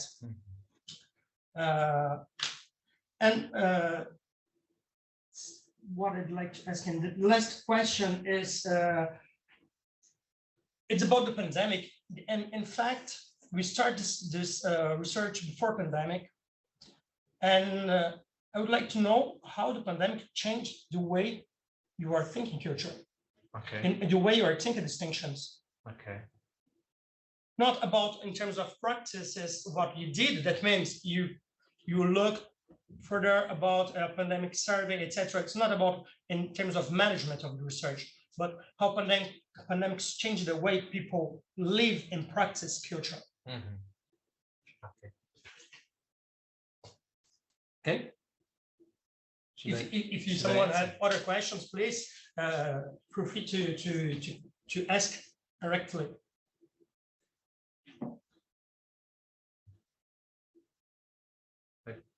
I think I can answer you, and then. Well, thank you once again. Every time you ask, you make. I think you make us think about the research, and that's really important to us. In terms of, yes, you're right. The moral part of the focus group really differentiated. Well, it was really important to differentiate the classes, and we don't have it so much in the survey. We do have in the language part. I don't know if you remember, but we yes. ask people how they judge the way people talk. We do ask. We have some questions when we ask about agreement and disagreement, and some of the possibilities to agree with and to disagree with have to do with moral judgment. So I think we had a question like this cloth is not appropriate because it's too short. This kind of things, but we don't really ask. We don't have many questions in order to ask that. And I think that there is one. I think it's because it's too difficult to do that in a survey. And it's not by chance that who really worked very well with this different sort of boundaries, moral, cultural boundaries. Michel Lamont argues that this is a sort of thing that you only do in the interviews. You don't do that in survey. She doesn't use surveys because of that. Because when you use survey, you really can't grasp the meaning people give to what they answered. And well, this is perhaps, well, we really tried to find some questions, and we did, but it's very hard because like I asked them, well, do you like funk or not? And the person like, should we respond? But I still don't know if she likes or not, the person likes or not the funk, in order to ask why you like or not, and then give them categories that are already closed and defined to give them the opportunity to answer, you know, because in order to grasp the meaning and the judgment people give to something, it needs to be open-ended question. It's very hard to do that with closed questions. And I follow in this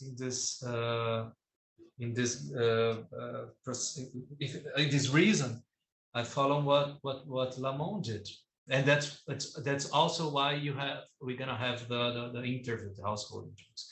So some questions I think we got to do, but not those that may come up, may have come up from the focus group that will go to the household interviews.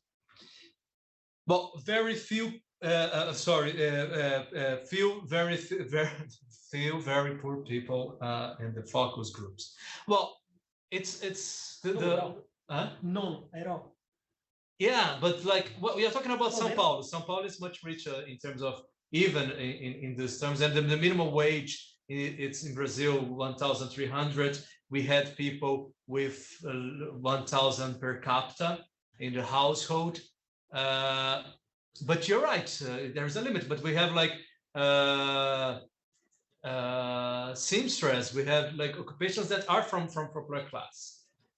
But you're right, we don't have people that are, they are certainly not middle class people, but we don't have people on the bottom of the society, perhaps not so close to the bottom of society as you mentioned. And we had that in mind. If we had the chance, we would like to do one or two more focus group with people more from the bottom and from the top. But it's also not easy because well, we probably know how you recruit people, because you already have a database of people that are recruitable by the professional who recruit the people. Basically through the associations, for example. Yeah, exactly. So we need to recruit people that have never been recruited. That's not part of the database. That makes the the procedure even more expensive. Because how we contact the people. The company, the agency that we hired to recruit people, they had a database, of course. So in order to get more people from that, from more people that are not in, of course, they are the database. They have cell phone. They are, they are traceable. They have. So I totally agree. And these bases do not bias your results, because you're talking about people that are completely familiar with the procedure.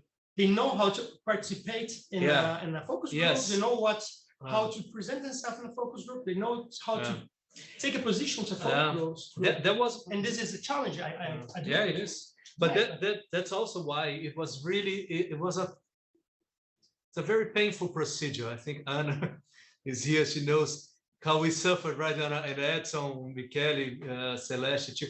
Because what was the procedure? So the person that we hired to recruit people, they would give us a list of people according to the scores that we gave, the occupations they could have. They would give us this list. So what we would do is that we would go through the list and we would sort of, I don't know if whatever, we would inspect them online. We'd go to every social media they had in order really to know the person and know if it's true what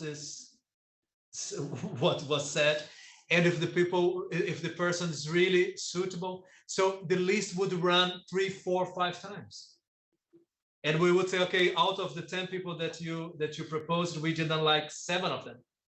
Propose again, and sometimes she needed to recruit people that were never recruited. So some of the people, they knew how to behave in a focus group, but never in a focus group like this, with this aim, with this. This was the first time. Clearly, no one has ever been in a focus group with this sort of problematic. But also, once again, there are lots of limitations, but we do believe that for what we were looking for, it was really interesting. But and once again, we tried to complete the things, the information with many other sort of lists. Like we got lists, and I can show afterwards, but lists for every categories. We put out many lists of possibilities that we could use. But still, I think that's something that we have in mind. Do some 1 or 2 more focus groups with people from the extremes. And related to the pandemic, I think that one thing that we don't know yet, and I think that we're going to have interesting data when we compare with the pandemic survey. But one thing that I think that we really kept in mind is that the in-house cultural consumption, which is usually seen as disengagement to culture, may not be seen as disengagement anymore. The thing that eating out, going out to movies, and this kind of thing that have been in some research, like the UK research, seen as disengagement, may not be seen as disengagement anymore, and may be, and also that's a reason why, first of all, we put lots of activities that may be carried out in the houses, like series and this kind of stuff, inviting people to eat, not only eating out and this kind of stuff. And also I think that one thing that became more important are those intermediaries that are the kind of the sort of list of movies to watch at Netflix, list of movies to, this kind of things. Because, okay, you are in your house, but what you do in your house is not the same as the other people do, because you have more cultural capital, and so on. So that's the first thing, the first time that I really thought about this question, but that's what came to my mind. Perfect. Other questions? Can I? Yes, please. Just one question. I would like to listen you and how you and the group think the question of the public spending and the public service in São Paulo, that is very unique. There is a big inequality, but it's not just captured by the census. For example, I saw that this Cidade Tiradentes is one of the lowest, but there are many other. Yeah. If you think of Capela Socorro, and if you think in the point of view of the public service, the access of sanitary service, and for example, Foudation SEAD create an index of the social vulnerability that considers on sites the time of displacement between work and house, number of on sites, and this kind of, because public service is also a non-monetary revenue, if you think. Yeah. So I saw you already talk that I want to do one or another focus groups, and I think to access the lower class is important too, to think about the neighborhood. It's not just in the revenue sense, but I don't know. I just like to know, because mainly in the situation of the favelas, it's different too. If you think, Brasilândia, it's Cidade Tiradentes is very established in terms of public services and in terms of public DNH, for example. And the number of the houses in the favelas, it's different. Favelas in the sense of the census, like abnormal house. So, and the question of funk is very interesting, because I guess it's important to control of the age, because nowadays funk receives more social and cultural acceptance and even legitimate, but certainly for the younger generations. Yeah, you're right. In both questions, in terms of funk, of course, and that's another thing, that the focus group was mainly of adult people, so we don't really have the very young people. It would change probably. That's again, perhaps it's another focus group. But what we try to use to control this specific question is using the pandemic survey, because then we have the students, which are very young, 18 years old, etc. And the second question, that's why we are creating the zones of observation, because it was really difficult to use other sets of data. We have the data in terms of even the subway research of where people live and where they go to when they go to entertain themselves, how they move in the city. So we have those data, but how to define the place we're gonna study? So using the data of the census, we could find those districts organized in clusters. Then, and answering your question, we looked at the public cultural office and the private cultural office. So it makes all the difference if they have a CEL, which is a public institution in Brazil, that offers not only education, but also cultural offers, especially in the poor areas of the city. So if it has CEL, if it has state cultural centers, this kind of, and those districts in the same cluster that don't have it. So if you look at the districts that we chose, you always gonna find one district with more cultural public offers or structures, and others with less. But the answer that you are looking for, we only gonna have when we really research the zones of observation. So now we're gonna distribute the group, and each person will be in charge of some of the zones of observation, raising this kind of informations that you're mentioning. So all the information that we can have from this district, but we found very difficult to do all the way around, going from those information that we would have to have for every district of the city before we found the district. So we found the district, and now we go deep in the district to know this kind of fundamental questions.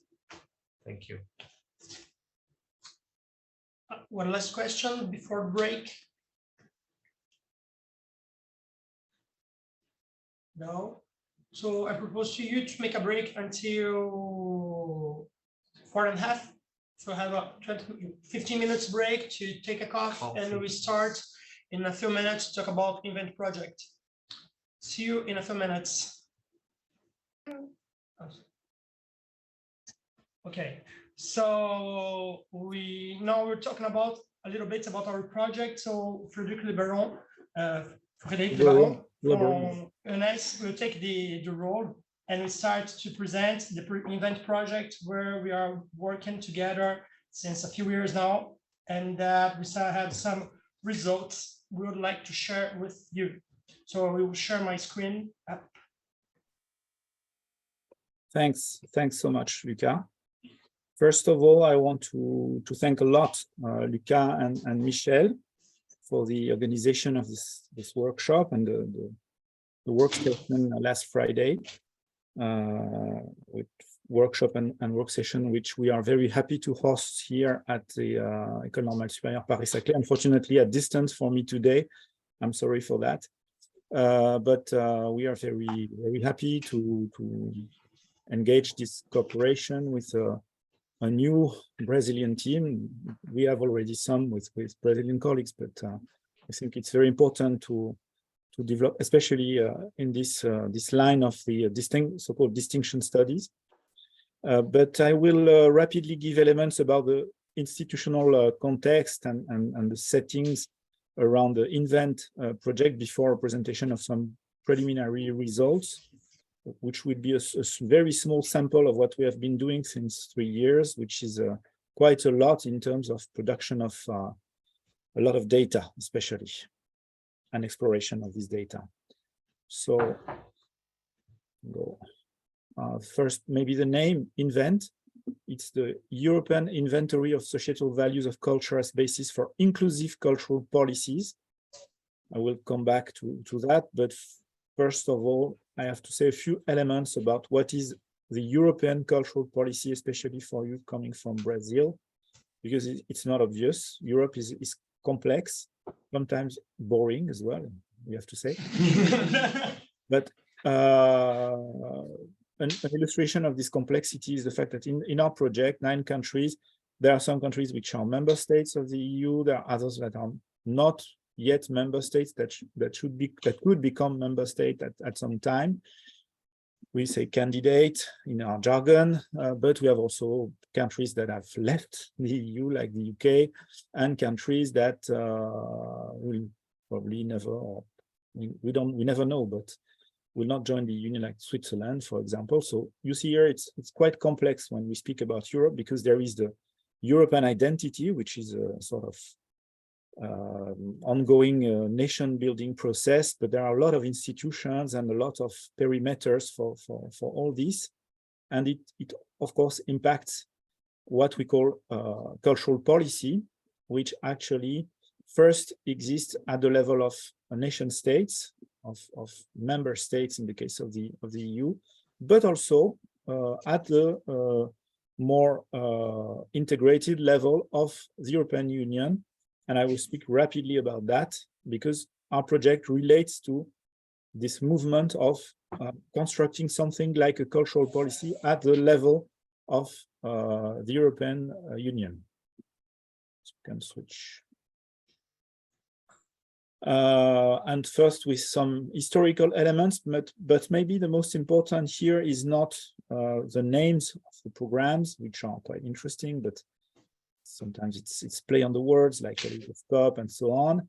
But the amounts of money which are quite small in terms of proportion of the European budget, which is actually not even a budget, properly speaking. It's a multi-annual financial framework, the MFF. It's a 7-year programmation of expenses and of course of receipts of budget in general. And as you see, cultural policy is a very small part of the budget, which is itself a very small part of the European GDP. So we have to say that to begin with, because it's important to have in mind that the level of Europe is not the major, the central, yet at least, the central level for cultural policy. Nation states are still very, very central as regards cultural policy in Europe. But as you see with the figures, there is an increase. There is at least a will, a volonté in French, to develop a cultural policy, which has gone through various wordings and formulations, but also with dimensions. As you see, media is very important. For example, promoting the development, distribution, or access to audiovisual works is very central. Creative industries have been very central. And actually, when we speak about cultural policy at this level, at the EU level, we in factual terms, first speak of that. Of course, that's not what Invent is about. Invent is much more ambitious, and you can go to the next slide. To contextualize Invent in the history of the doctrine, let's say like this, of Europe as regard culture. That was first the European Agenda for Culture in a Globalizing World in 2007, which insisted a lot on creativity. It's the second point, that is on creative industries and in promoting market through culture and culture through markets. That was really a sort of symbiosis, the idea that culture would be an element, an input in the development of dynamic and competitive markets in Europe. But as you see, there was also from that period already an interest in cultural diversity and of course intercultural dialogue. There are many different national but also sub-national and all sorts of cultures that coexist in Europe. And that was also, of course, the idea of promoting a European culture at a more global level in international relations, especially. There has been some shift, let's say like this, in 2018 with a new European Agenda for Culture. It's insisting much more on the wide range of cultural activities and opportunities for active participation. So insisting a lot on participation as an element, a central element, for citizens participating to culture. In a wide range of activities, so quite broad definition, and you will see that it's very important in our project to take that into account at least. Or you can come back. I've not finished. Sorry. Oh, sorry. No problem. There was in 2018 still an important stress put on mobility of professionals, and all that relates to the dynamization of the creative sector is still very important. And you see that there is also mention to the European cultural heritage. That's the idea of something that we are supposed to have in common in Europe, that creates something like a European basis for an identity, at least. So that are the more recent wordings of the you say European policy in Europe, which is a European cultural policy in Europe, which again is something that is trying to get legitimized and to get some more more concrete existence and meaning. Okay, can switch now. Lucas, sorry. The strategic goals, you will see that's, sorry, but with European discourse, there is always that kind of quite abstract and a bit technocratic jargon, but we are inscribed in this, so that's our framework. We work with that, and I will not insist on the internal jargon of the research project, which is something very, very important we have to deal with. So there are three big dimensions, three strategic goals. One is social, one is economic. I will not come back to that, but it's very important. And there has been a shift. I will come back to that a bit. And also, in a sense, a more external dimension. The context is, of course, big changes that we are calling in our project mega trends. We are not the first ones to use this expression. That is growing social inequalities, population diversity. We have trends that are specific to Europe, like the rise of, not specific to Europe compared to Brazil, but specific to some countries in the world, at least, including Brazil. That is a rise of populism, radicalism, terrorist threats, and so on. But also, of course, digitalization, the impact, the concrete daily impact of digital practices and the digital culture that is developing rapidly. And also, of course, changing lifestyles, changing consumption patterns that are documented very, very well in some of our countries, but not at the same level in all the countries. And of course, a lot of power relations that are happening in all economic sectors, and culture is part of a large, say, a global competition now between not only countries, but areas, zones, and so on. Okay, when we compare the two agendas, the one 2007 versus the one from 2018, we see that there has been a shift towards the increasing importance of the what they coin the societal values plural of culture, which we have taken as an element of the title of our project. Redefining also the economic goals relating to culture in terms of well-being, which is a more general trend. I'm also working on that, which is a general shift in public policies in the world, actually, but which has been quite strong in the context of Europe. And you have also the idea that we should take much more rigorously into account the development of specific communities of users relating to a very wide variety of technologies and practices.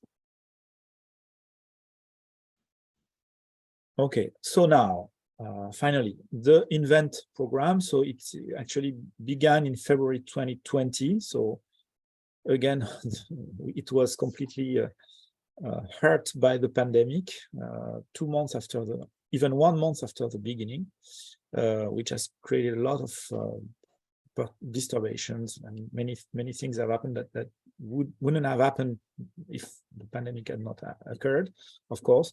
One of the good points was that it lasts a bit more than what was previously set. That is, we will finish in July 2023 with a lot of deliverables, that is productions, but mainly a lot of data. That is a project that is really, really very intensive in terms of data collection and data production, really very intensive. I've never seen a project like that in terms of the amount of data that we are collecting and producing. The teams that are involved, you see that they are quite diverse. I already mentioned that some countries are parts of the EU, others not, but I want to insist on the diversity of the groups. You have groups that are more focused on media studies, in sociology or media studies more generally, with, of course, a sociological dimension, like especially the Danish group in Copenhagen. You have more classical groups of sociologists of culture, like in Tampere University in Finland. You have groups that are more into marketing research, consumption research, like in Spain, in actually Catalonia, in Barcelona. You also have two groups from the former Yugoslavia, that is a Serbian and a Croatian group, which have had a very important role in the definition of the project itself and the construction of the project. And so we were the last group to join, actually, quite well. We could say quite late in the fabrication and the construction of the project, but we found that it was completely relevant, especially with regards to all this work that have summed up with the expression distinction studies, that is all the studies around culture and inequality, social inequality. That project is really very close to this inspiration, even though that is to mention in comparison with the previous presentation, there is clearly not a Bourdieusian framework in this project. It's something that is put in the project by some groups like ours, in a sense, but which is not at all the sort of common framework that with which we work, which I think is good in a sense, because it really obliges us to have explicitations of things that we take for granted, and it has some good sides. It has also some bad sides sometimes, but it's life. It's a project.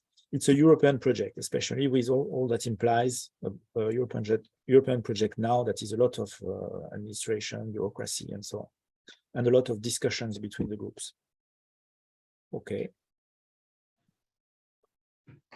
So the objectives of the program is are first to be in line with the new European agenda for culture.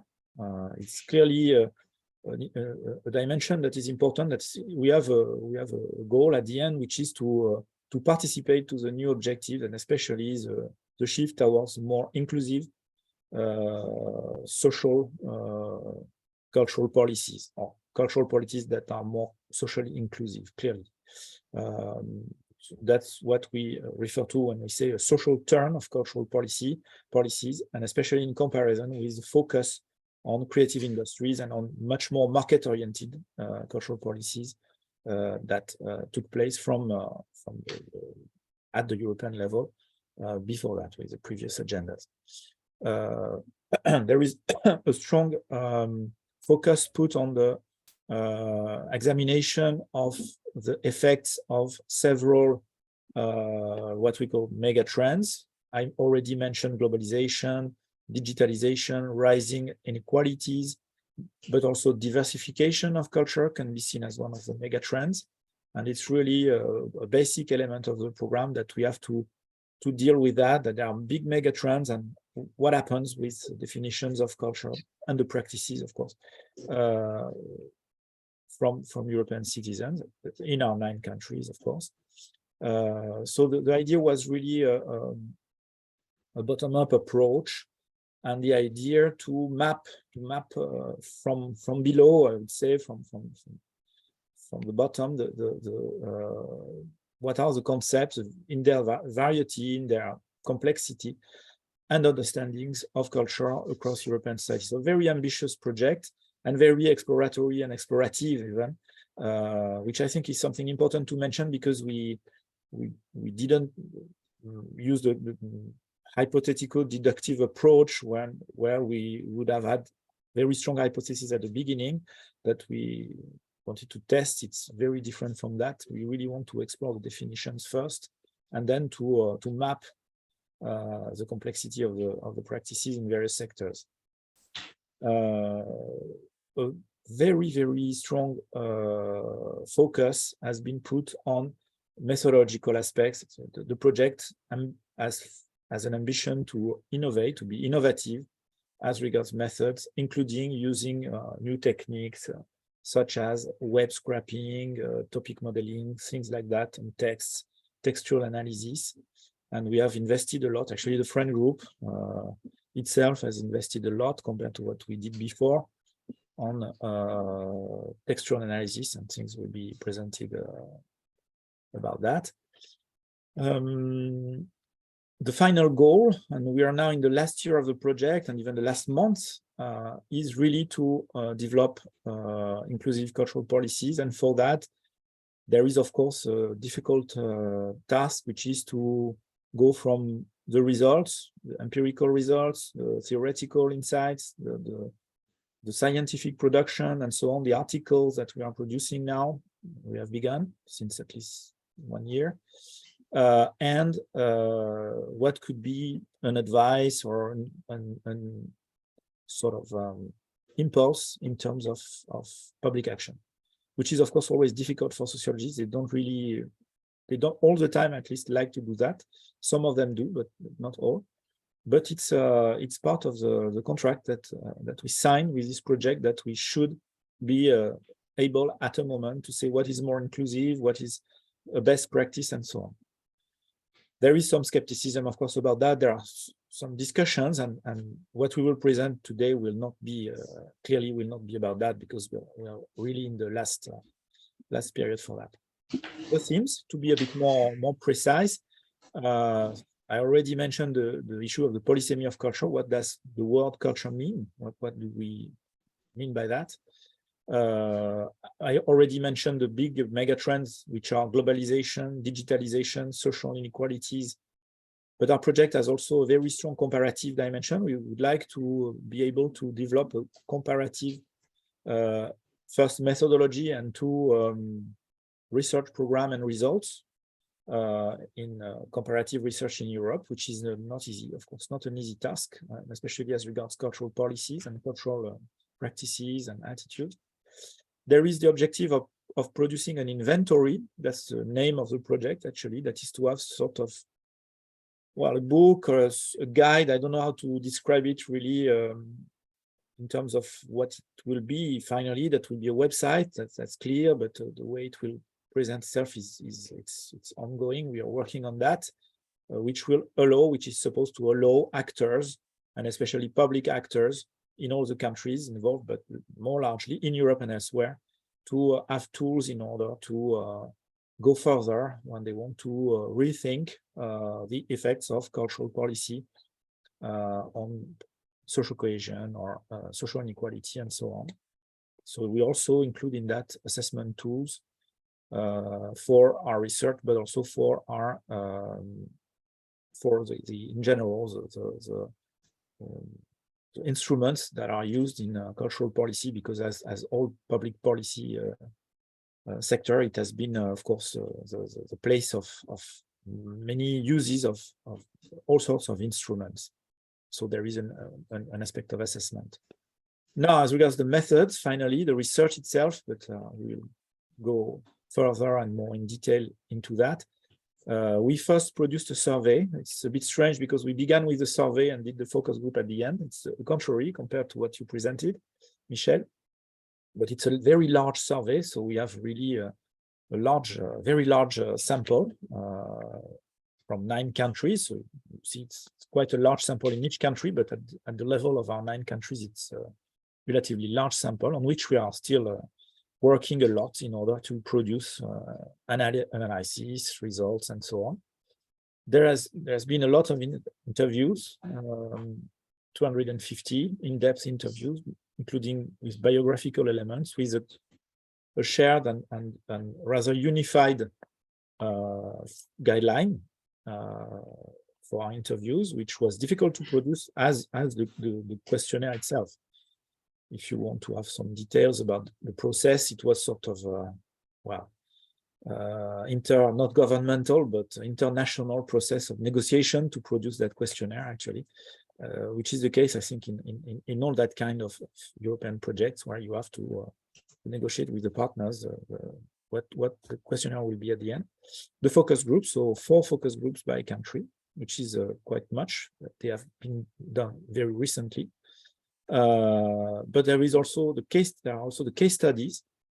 Case studies are not exactly ethnographic, in-depth ethnographic case studies, but they are in-depth systematic inspection of examples that are either good examples of inclusive cultural policies in all the countries, or on the contrary, something that has failed, or something that can be used as a negative point of comparison and analysis, and we have chosen 3 here that we maybe will have time to comment, and that will be published in the inventory and on various aspects. But there has been a smartphone study. I insisted on the innovation. There was that was seen as one of the big innovation points of the project, that is to use smartphones in order to produce data through surveys using particular sampling method. It has taken a lot of time, and it has allowed to produce some data which will be useful, but we still don't always know for what. And finally, I already already mentioned what is also an important innovative aspect of the project, that is the fact that we have really dived into the textual analysis through the now very much used tools that are web scraping to collect the data from Twitter, for example. That was Twitter first here, but Facebook as well. That is social networks more generally. And from that, or other sources in a way, and from that to use textual analysis tools that have also been developing with the rise of all sorts of data science tools. That is the presentation of the members of the team. So the team is very international. Actually, it's a French team, but with Brazilian, Norwegian. I hope I did not forget anyone here. And you see that there are, of course, different roles in the project, and a lot of the work is of course, carried on by postdoctoral researchers and assistant researchers, interns, who are doing a lot especially to produce the data and analyze the data in relation to the other members of the group. But we all have found a role in this project, and I think that's a project that should, in the coming years, give really very interesting results and publications, which will be presented a bit now, and it's really preliminary, around the theme which has been central in our investigations of the meanings of culture. So thank you, Frederic, for this presentation. I'll take the for now. What I would like to start is that the base of this project, one of the most important axes of this project, is to try to understand what citizens think to be culture. What are the multiple notions of culture employed by citizens in Europe? And for that, and another thing is that what we present is a collective work that is a contribution of all the team's members that are present here and in hybrid participation. So it's really a collective work. It's not my work. It's not a work of someone in the team. It's a collective work, and truly speaking. So for this, to ask or to try to grasp what Europeans understand for culture, we start with the survey. And the survey, as Frederic just mentioned, was with a very large sample in Europe, but each country was conducted separately the sample. In this case, in France, we have an overall survey that has a sample of 2,259 persons that was applied by an agency called IFOP. And this survey mixed 2 kinds of samples. One, Kawi samples, so internet sample that come from online panels. And in other way, a sample that came by telephone that you made. Essentially, you produce aleatory numbers of telephones you call people. And the idea of mix this 2 kinds of samples is to complete we know, for example, in Europe, that elderly people and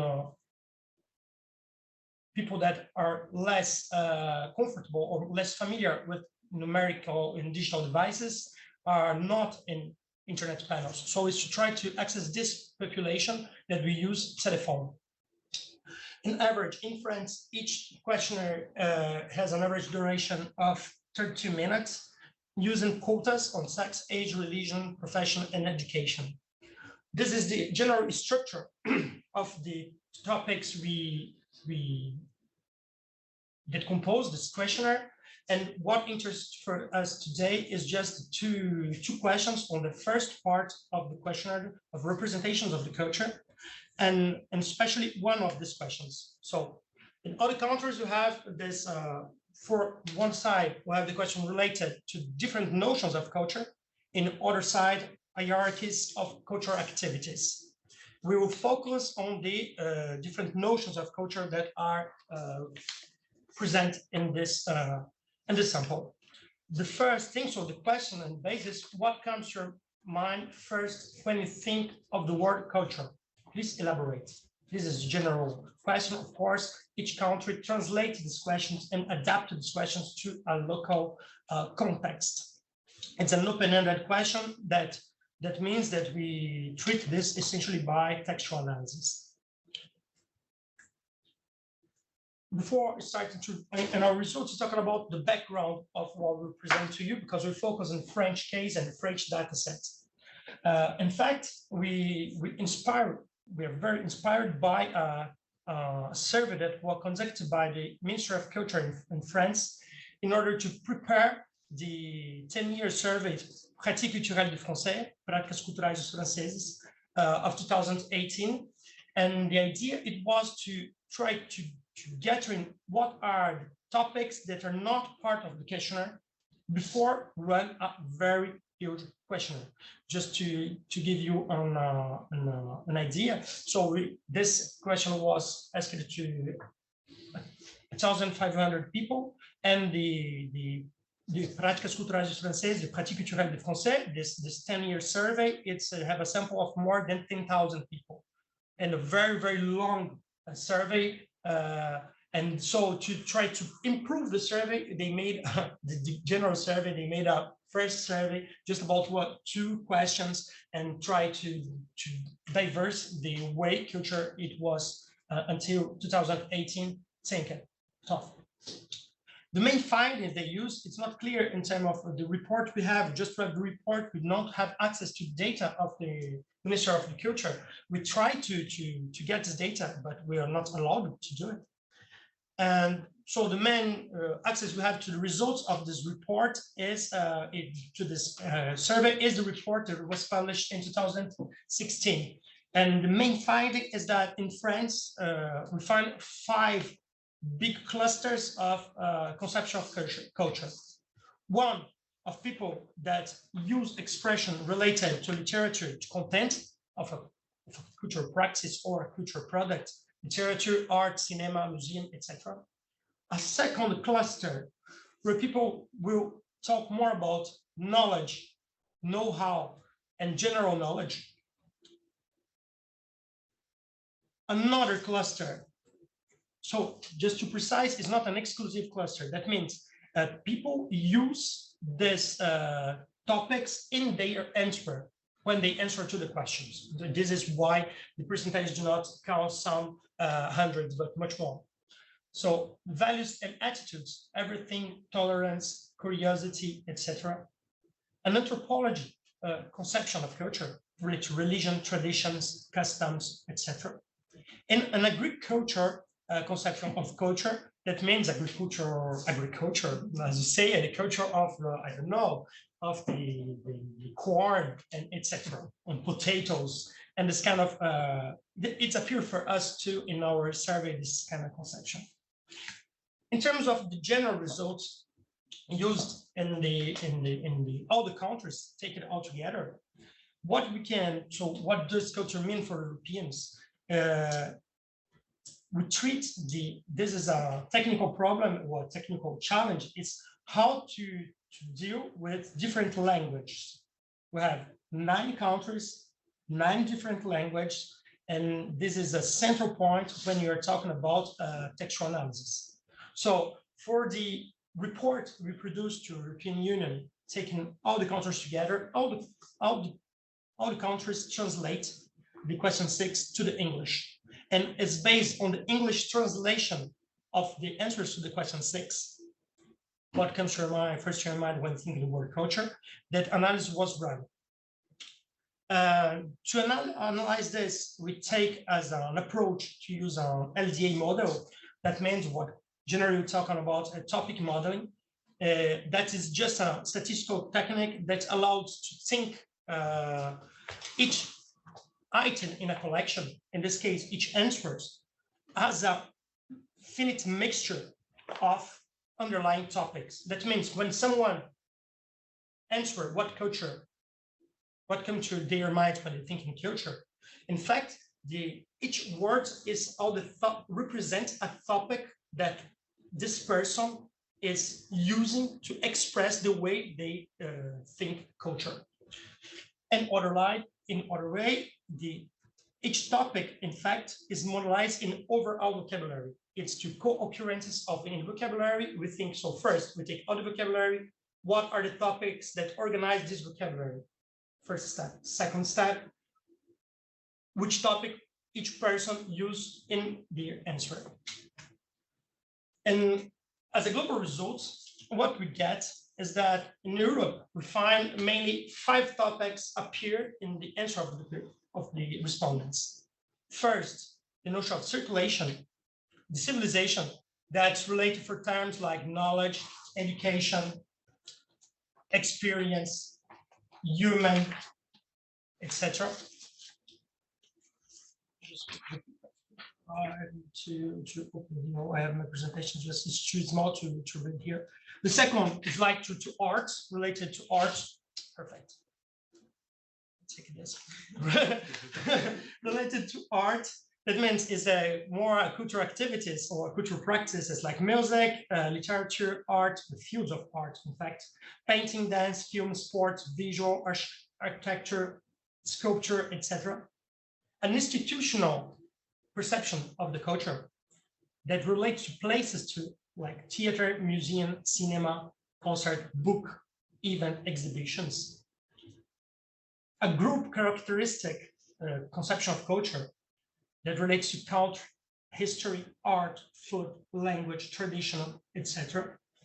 And the last one, social customs, relate to people, customs, society, social tradition, norms, etc. This is the overall topics that appear in answer of citizens, but our respondents. But of course, you can see in this graph in the right side, this is the overall topics, but each country has, and this topics do not have the same importance for all the countries. For example, in France, the idea of civilization, of culture as civilization, or culture as institutional is much more important than in other countries. A little bit close in this case to Spain, but culture as social customs is less present. We can click here. I think I can use a pointer. Like you can hear that it's very dark blue. In France, social customs is not so important, in fact, in terms of the amount of people that use this topic in their answers. In the UK, in UK, in other hand, the UK is the opposite. The social custom and the group characteristics take the first, there are the 2 main topics that appear in the answers of the respondents. But in institutional and civilizational approach to culture is much less important. And UK and Netherlands are quite close in terms of the distribution of these topics in the answer of respondents. If you look a little bit close to the French data, and using a quite different approach, this is we were talking about now. In France, in fact, the first thing we can notice if you speak French is that the question is it's a little bit different from the original one. In fact, this difference is justified because we used the same question that was employed by the survey conducted by the Ministry of the Culture. So we can compare results. And this is not the case for other countries. They don't have this survey in their countries. So we use the same question. That means the main difference, not just elaborate, but please tell us all the words, verbs, expression, images that come to your mind. And this changes it. It is important to have this in mind because this can explain a little bit the difference we can see in the counter profile when you compare France to other countries of the project. We talk a little bit about the pretreatment of the question 6. So the steps you rerun, and you analyze this essentially by correspondence analysis, followed by an hierarchical ascending clustering of respondents. We'll talk a little bit more on this. So first, some descriptive statistics of this question. The first thing very interesting is that almost all respondents have something to say about culture. We have the part of the people that skip the question is very, very low. In general, we have just 16 individuals that skip the questions.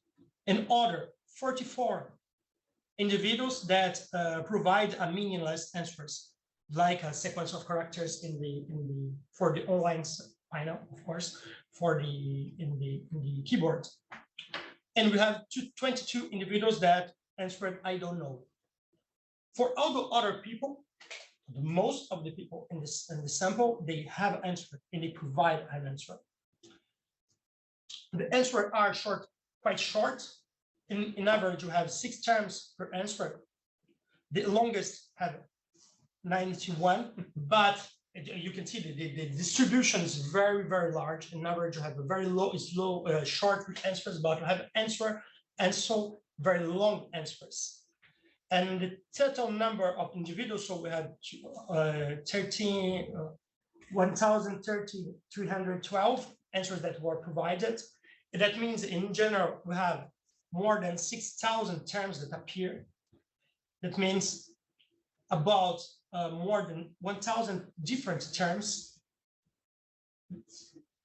And some of expressions appears very frequently in the questionnaire. 2 of them are there are others, but this one, the first one that appears the most, 8 times, is like a cliche that we can retrace the origin of this expression, the relation of this expression to like a collective memory of what culture means in France, is the culture is what remains when everything is forgotten. It's a beautiful phrase, of course, and it does appear as that 8 times in our survey. Okay. Another one is when I heard the word culture, I put off my gun.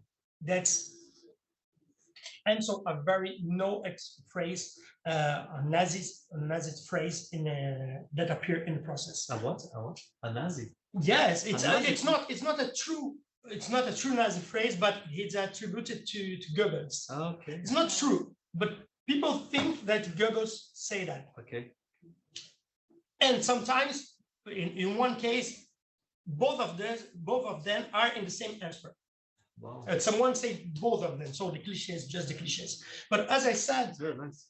And first, when we are talking about we have a pre-treatment of the corpus, that's very important when you're talking about textual analysis. In fact, we're not working in the answer that people provide to us because we have a lot of variety, but we're talking about working on the lemmatized corpus. That means we reduce, grouping together the different forms of the same term.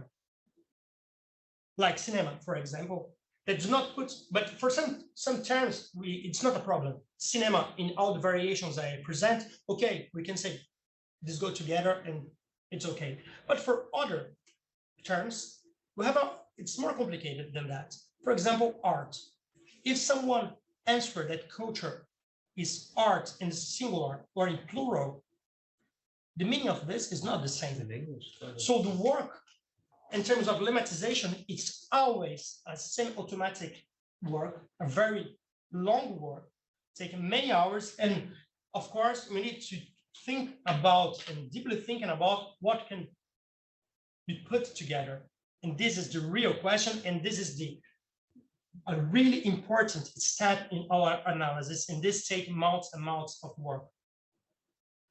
Same, we are working with some anagrams, we say in English. That means, for example, if you have popular culture, we're not talking about popular and culture. We're talking about something. So we take together popular culture. For example, histoire de l'art, histoire of the art. So with art history, we take this as an expression. You have many expressions with some words that were preserved in our analysis. So once you run the correspondence analysis of this corporeal, what we have is this, well, the count of individuals. What's interesting here, what I would like to point out, is just that if you pay attention in the left part of the first axis, on the horizontal axis, the first graph, we have a very concentrated population. And this population is concentrated over all the graphics. So when we look to other dimensions of the space, we have a group that's very structured. No matter the dimension you look, they are present. This group, I just pass very fast. This is the words they use, but I have a better presentation of this. What is important here is that you can see that, for example, if you look to the word connaissance, knowledge, these are quite central, a big one, very important. So we can just to have something in mind. I will send you the presentation if you want after the slides of the presentation, but let's not pay attention in the words now as they are in this graphics because they're hard to read. So what I propose to you is just to look to the terms that's the more important for each axis. So in the negative side of the first axis, as I told to you, that's a very structured group. We have words like cinema, museum, theater, mills, books, exhibitions, readings, painting, concert, visits, and castle. In the positive side of this group of the first axis, because in MCA or correspondence analysis, we are always looking axis after axis. In the positive side of the first axis, what opposed to this conception is answers like knowledge. Knowledge, it's both knowledge, but connaissance, savoir, conhecimento e saberes, custom, curiosity, open-mindedness, world, culture, tradition, values, etc. In axis 2, what we get on the negative side, something like pleasure, relaxation, enrichment, curiosity, freedom, escape, joy, discovery, intelligence. On the positive side, we have customs, traditions, groups, country, values, people, way of life, heritage, religion. And the third axis, we have the difference between the negative side, pleasure, relaxation, joy, social escape, freedom, group, leisure, spirit, beauty. And the positive side, again, knowledge, to be interested, to learn, to educate ourselves on oneself, to know, savoir, what surrounds us, topics, everything, different world, information. In fact, we have a lot of verbs too in this part. If you take in terms of interpretation, what we can see is that in the first axis, we have a very difference between people that have an institutions, talking about institutions, institutionalized practices, culture, cinema, books, etc. That opposed to people that talk about culture in more spiritual way. In the second axis, we have this difference. So spiritual way, we're talking about, in this case, about knowledge, customs, curiosity, etc. In the second axis, we have this difference between an intellectual orientation, and that's also an individual one, because it's always related to ourselves. And the other, we have national, regional, and ethnic traditions. That's more collective vision of culture. And the third axis, we have the difference between, in one side, leisure activities relate to hedonic orientation, pleasure, joy, escape, freedom, beauty, and the positive side, more knowledge-oriented activities in the rational way, let's say. we can see that's not completely different from what we are seeing in the general level of European level. The technique is not the same. The way you are approaching is absolutely not the same, but the results dialogue quite well. After the classification, we decide to work with 5 classes in this space. So the 5 classes, what we are looking is what are the words that make the difference between classes and each cluster, and what are the words you regroup them. Okay, and that means if you look for, I'll take this up. These 2 classes have some words that make them different. Open-mindedness for one side, education, intelligence, diversity. In other, we have fields, difference, to learn, what's around, etc. But both of them have in common the fact that use knowledge, education, and intelligence. All these 2 classes have this in common, and they are both of them different from the third one that use relaxation, pleasure, escape, joy, leisure, etc. But all the 3 together have this common vocabulary to talk about culture. And it's so on. So we can read this from the upside, the difference that made, the first difference that creates the structure of this cluster is the difference between people that think in culture in terms of cinema, music, exhibition, this first group that very structured we saw, and the people that talking about culture using knowledge. So it's first oppositions between knowledge and institutionalized practices. The second difference is the difference between tradition, customs, history, etc., this collective way to think, and knowledge, again, pleasure, relaxation, share, intelligence, etc. The difference is between knowledge and relaxation, pleasure, escape, etc., etc. And the final difference is between people that have in common think culture in terms of knowledge, savoir et connaissance, that think this more in terms of open-mindedness, and others that I think more about to learn, to interest, to discover it. Okay? We name these different classes as follows. So the first one, classic conception of culture. The second one, a more intellectual conception. A third, everything is culture, because culture is what's around us. An hedonic orientation of culture, to relate to pleasure, to what is leisure, to etc. And the final one is related to social customs. So again, these are the 5 clusters we find in France.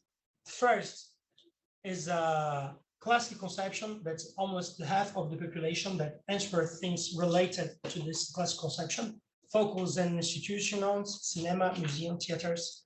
The second cluster is more an intellectual one, 21% of the overall population of our samples, knowledge, competence, intelligence, open mind, openness of the mind. Everything is culture, open to world, an hedonic orientation that's very oriented to leisure activities, and the social customs most related to traditions. Okay, so once you have this general perception of the thing, what interests to us in our project, it's answer go deeper and articulate different methods. So what we get is that with a part of the sample, we conduct some interviews, and we take 2 cases to look a little bit in detail. The first one is Abraham. Abraham is a man, 42 years old, native, but son of Moroccan parents, married, no children, with a university degree, a very high economic capital, who lives in Paris. When you ask to him, what comes first to your mind when thinking on the word culture, say access to 7 different arts and knowledge that a population shares around and immaterial heritage, history, cuisine, or definitions of certain values, justice, freedom, good and evil. In terms of cultural hierarchies, he has a very related position where most of the things is not clear if they are part or not a cultural activity as a culture, if they belong or not for culture. Most of the activities are in between them. But we have a very clear definition of what's not culture. And this is essentially TV reality show, shopping malls, hiking, and yoga. Practice that much more open to a general society, much more popular too, in a certain way. But, so this is in terms of cluster, Abraham, that is situated in this part of the space. It's situated in intellectual conception of culture. But when you look to the answer he provided us in an interview, talking about the culture, the first thing that came to him in his mind, in the presentation, is the fact he is a polyglot. And in fact, he thinks that the culture, it's the way he answered the survey, or just to remind you, access to 7 different arts, knowledge, etc., etc. This aspect of the life, language, is not present at all. So take it as this is very important for him, that come from a background where people talk Arabic, a language that's not very valued in France, and how he learned to talk this language and to discuss with their parents, and how this language opened a space to learn also English and to be fluent in English, and how this is important for him. So language, this is a more general aspect of the culture, is something that came first to him when we are talking about culture in an interview, but it's completely different from, do not appears in the open-ended question he provided us in the survey. The second one is Ziad, is one person with one of the lowest economic capital we have in our interviews. He don't have enough money to buy culture, in fact. Ziad is a 36 years old migrant, single with no children, has an university degree, low economic capital, and he works as a commercial employee. And when we asked him about what comes to his mind when he thinks in the word culture, he said tradition, cinema, theater, shows, songs, music, and films. And he has, on the other hand, a much more inclusive conception of culture than Abraham. But the only thing he do not think that's part of the culture, in fact, is that it could be. I was not able to interrogate this until now, but it could be related to, as Michel told before in the presentation, to moral issues more than for a statistical reason. Yeah. But in terms of the answer in question 6, he has a very classical conception of culture. In fact, he's placed it in this group very, very structured in our correspondence analysis.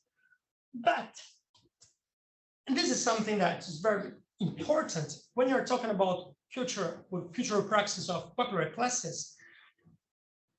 When we ask him what he do in his spare time, he answers some, because he told us how we knew before the interview he loves to go to cinema, and she says cinema is something that appears to it's part of culture, etc. When you ask him about the cinema, he says first, I like to go to the cinema, but that is to say on the day when I don't go to cinema, well, sometimes. What means sometimes? I participate in surveys. That means I test products. And he started to discuss about these practices. That is maybe more common than we think in popular classes, and is not at all approached as a cultural practices until now. This should be, and this is, I think, for some social classes, should we think that participating surveys as a cultural practice or is part of the something people do as a cultural practices?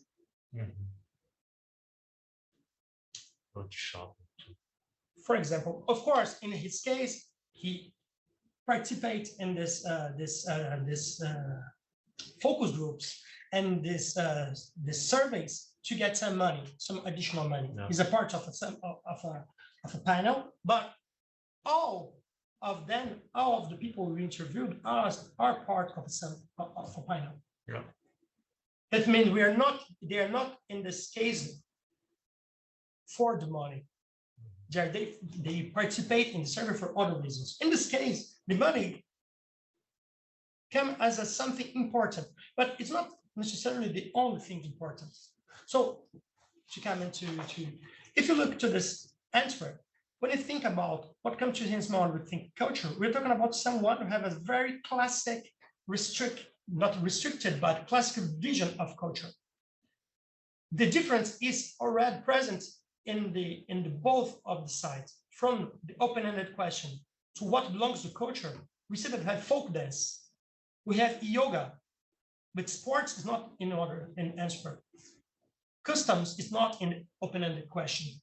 So this difference that he is not thinking when he answered to us what comes to his mind, what comes the answer, just capture the main topics, the more, let's say, more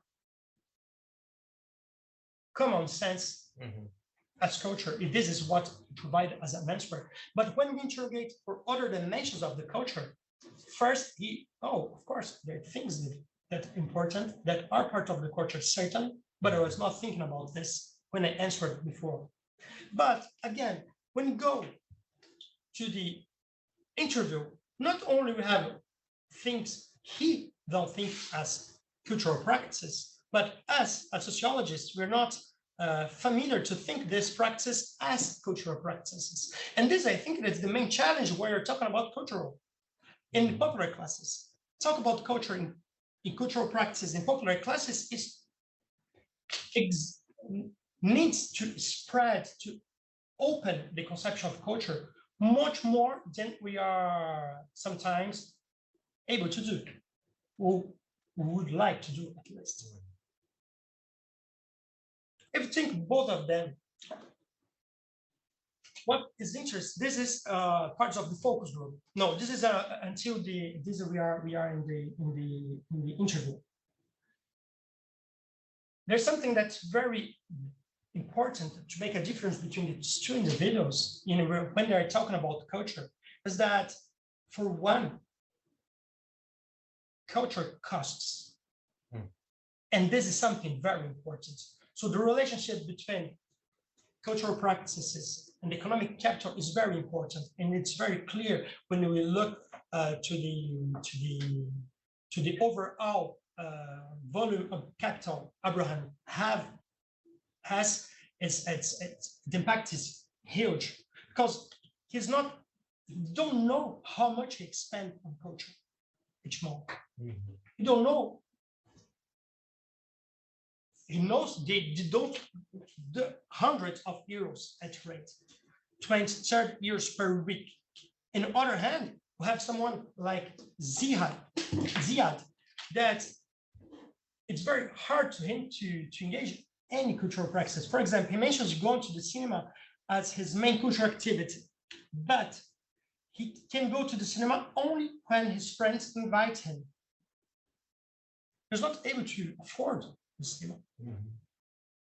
He also mentioned go to the restaurants, and that only restaurant he can go, it's called Flanch. His name is Flanch. It's which the menu, it's 7 euros. So we're not talking about the same thing in this case. And this difference appears and a very different profiles of people. And this is even more impressive when you look to the interviews than in the survey.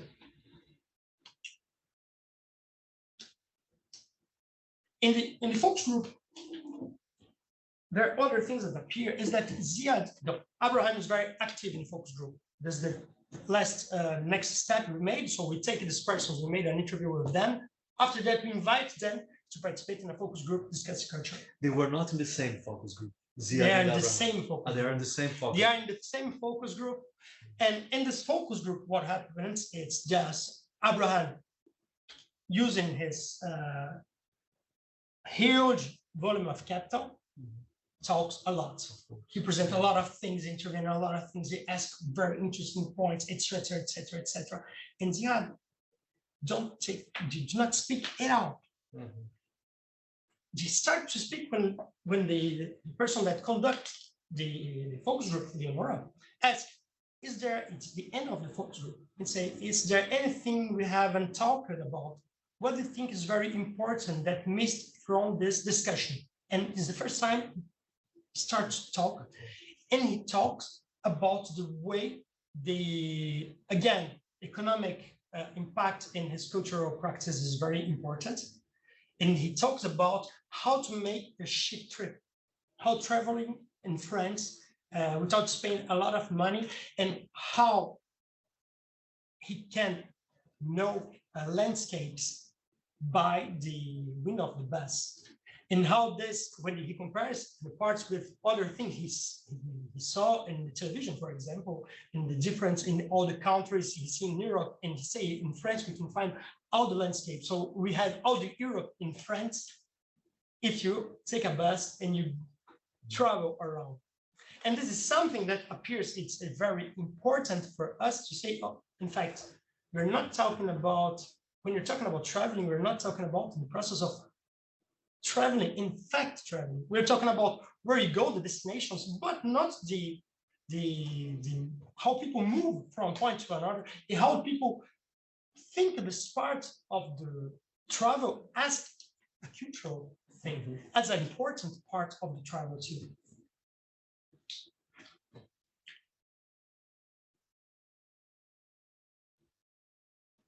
On the other hand, when you talk about Abraham, we are in another completely case. The word is very small to Abraham. Easy to travel anywhere by airplane. So what matters when we travel is not the traveling, is the place where you go, not the process of traveling. And we have other people in the focus group and the survey and in the interviews that have the same type of approach to the travel. And one of the participants of this focus group remind him that, okay, guy, there are people that don't have money to do what you do, but he stay in his position. He say, by plane is very cool. You can see many places and know many places and enrich yourself in these different places, etc. Just pass. I will not do very fast at this point. Just so other people that participate in our survey will just focus and more in the conclusion, because we spend a lot of time. So what are asking about, we're working in this moment. So what I showed to you is different ways that approach the problem, what people think to be part of the culture. It's very dependent on the method we use. And more of this, we have some elements that appear only in interaction between these individuals. When you have individuals, the same individuals in interviews in the focus groups, some parts or some impressions they have of the culture, what culture means, how we can participate in culture, presented differently. And so to become to the, we'll come back to this global cluster, we find, of course, these global clusters are very interesting. They help us to situate the overall vision of this these notions of culture that are used and employed at the same time in France. And we had very interesting results. But in fact, when you put the same persons in different research situations, the situations in itself produce something. And this is something that first socialists must pay attention. And this would like to go deep in this analysis that I present to you is just the first step of this analysis. Of course, we'll continue to working on that. And what we would like to show at least is how articulated these methods, even if in another way, can produce very interesting inputs to cultural policy and to sociology in general. I don't know if Leonora or Frederic or Brigitte that's here would like to add something to what I present.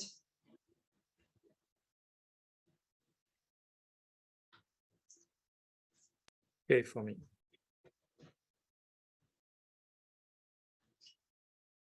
Leonora is there? Leonora is there? Leonora is there? I don't know. She had a problem. No, she was not able to join us. Unfortunately, she was in the beginning of the meeting, but she's not anymore with us. So it's more that. Oh, thank you for the opportunity to talk about this work. That it's a work in progress. It's not finished at all. Just some ideas and some points that we'd like to point out. As I told, if I can stress something, is that there are many activities that are not part of cultural practices, even when we are trying to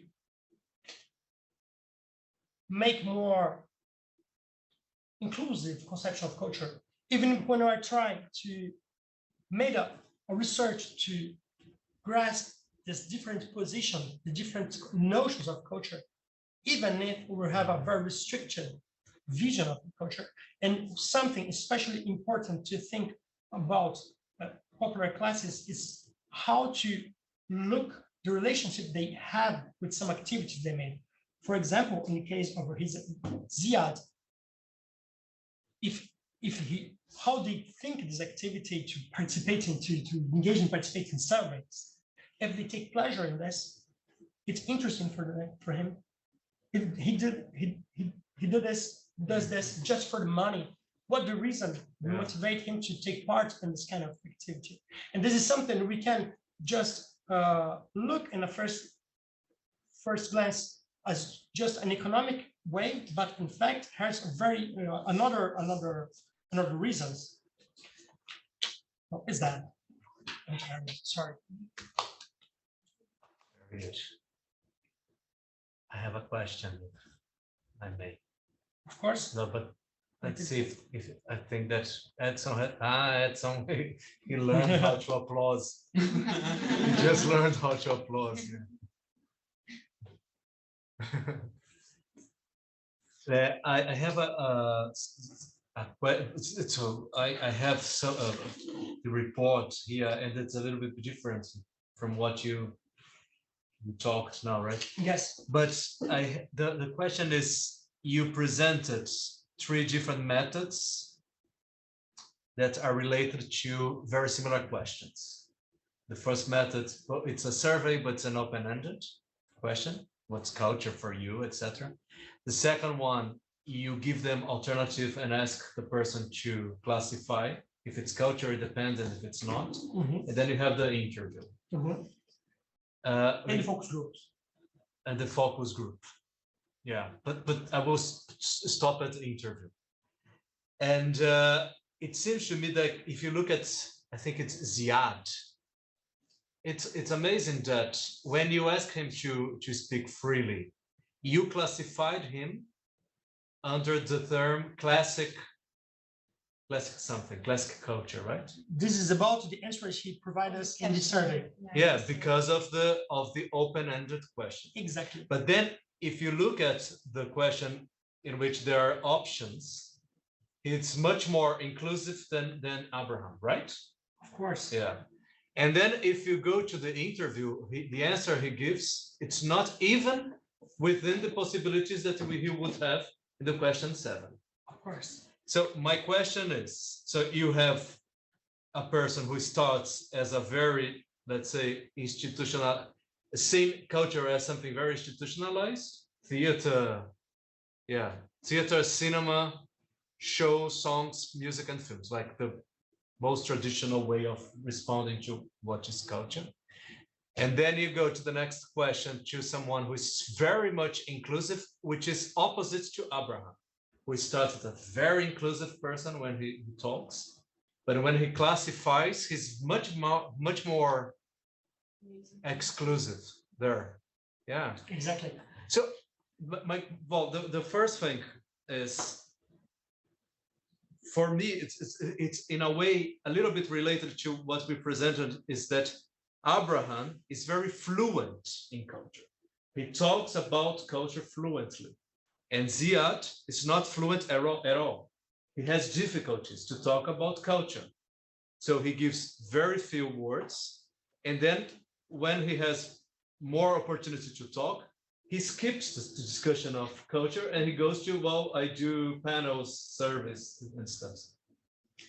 So the thing is how to analyze that, because like it seems to me it's not just about what people think what culture is, but the ability of people to talk about culture and to classify culture. Like looking at the data, and that's my question. How you think, how you gonna analyze that? Because if you just analyze the answer, you're gonna say that Ziad, it's at the same time he's more traditional, and I think you do that in the next slide, please. Yeah, you call him as a person who has a classic conception. And he's not, I called him, he's a part of the classic. Sorry, but that's a topic modeling, and you gave the name, right? It's not a top modeling, it's a classic concept. Classification. But classification, yeah, but you classified is closer to of the pole of the space that use words like cinema, theater, institutional activities to characterize culture. Yeah, but the point is, like, and coming back to what Frederick said earlier in terms of using the methodology and improving the uses of methodology, it's really it's amazing how 3 different methodologies, and please correct me if I'm wrong, presented 2 different results.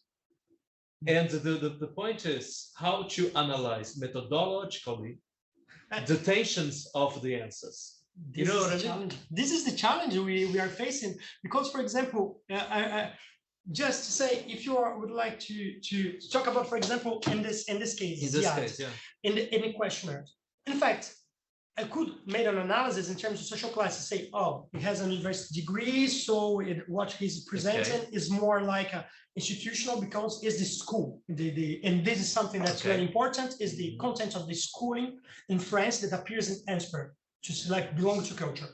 Okay, but when you know the interviews and when you know how he presents himself, how he talking about culture in the focus group, your interpretation of interview changed. In interpretation you made of the survey change, and in fact it's very complex. We don't have an answer. Frederick, you would like to? Frederick, no. Sorry, but it seems to me that Charlotte wanted to talk. No, I saw. No, it's you. She raised her hand at a moment. No, not anymore. I don't know. No. No, I just wanted to react to the idea that there are different results here. I wouldn't say that. I mean, or they are different in the sense that, of course, the conditions of the interactions, the questions are different, the modality, the categories for answers are different, and so on. So it can create contradictions if you interpret too rapidly your data. without distance and reflexivity. So it's a strong incentive for more reflexivity in the interpretation of questionnaire survey data first, because they really relate to the context and the understanding. And we knew that since a long time. I have in mind, for example, the post-survey interviews done by Gaxi in Amiens around a political questionnaire, where they came back to, they had the same designs, open questions and questions that where they proposed some categories and so on, and they interviewed the persons, and they had variations that were meaningful in a sense, that allowed to have a better understanding of what is at stake when people answer and do something. I mean, it's a practice. Answering a questionnaire is also a practice. And of course, it's what we try to do is to objectify their lifestyles, their orientation, but we only have some traces with questionnaires, traces with interactions. We don't really know what they do, actually. We need to keep that in mind, that our tools are limited in a sense. It's already good that we have them, but of course, direct observation in continuous concrete life would be much better in a sense, and the complete impossible, of course, record of all what they say, all what they think would be much better, because that's the reality, whereas what we have is only some traces. So we have to construct something, an analysis, an interpretation on the basis of that. And I think what is good is in this project is the fact that we have a very open vision of methods. That is, well, we should try things, new things, including new things, various sources, various situations. Smartphone surveys are supposed to take people in concrete activities. In reality, it's very difficult actually to get information, because people don't really want to answer. We discovered that maybe some of our results will be negative, that some techniques are not really useful or not really powerful to do a few things, but it's already something, I think. So, and it's clear that the French group is very, very much into reflexive methodology. So I think we can have very, very good, finally, very good or interesting, at least, suggestions to make on the basis of what we have done in this project.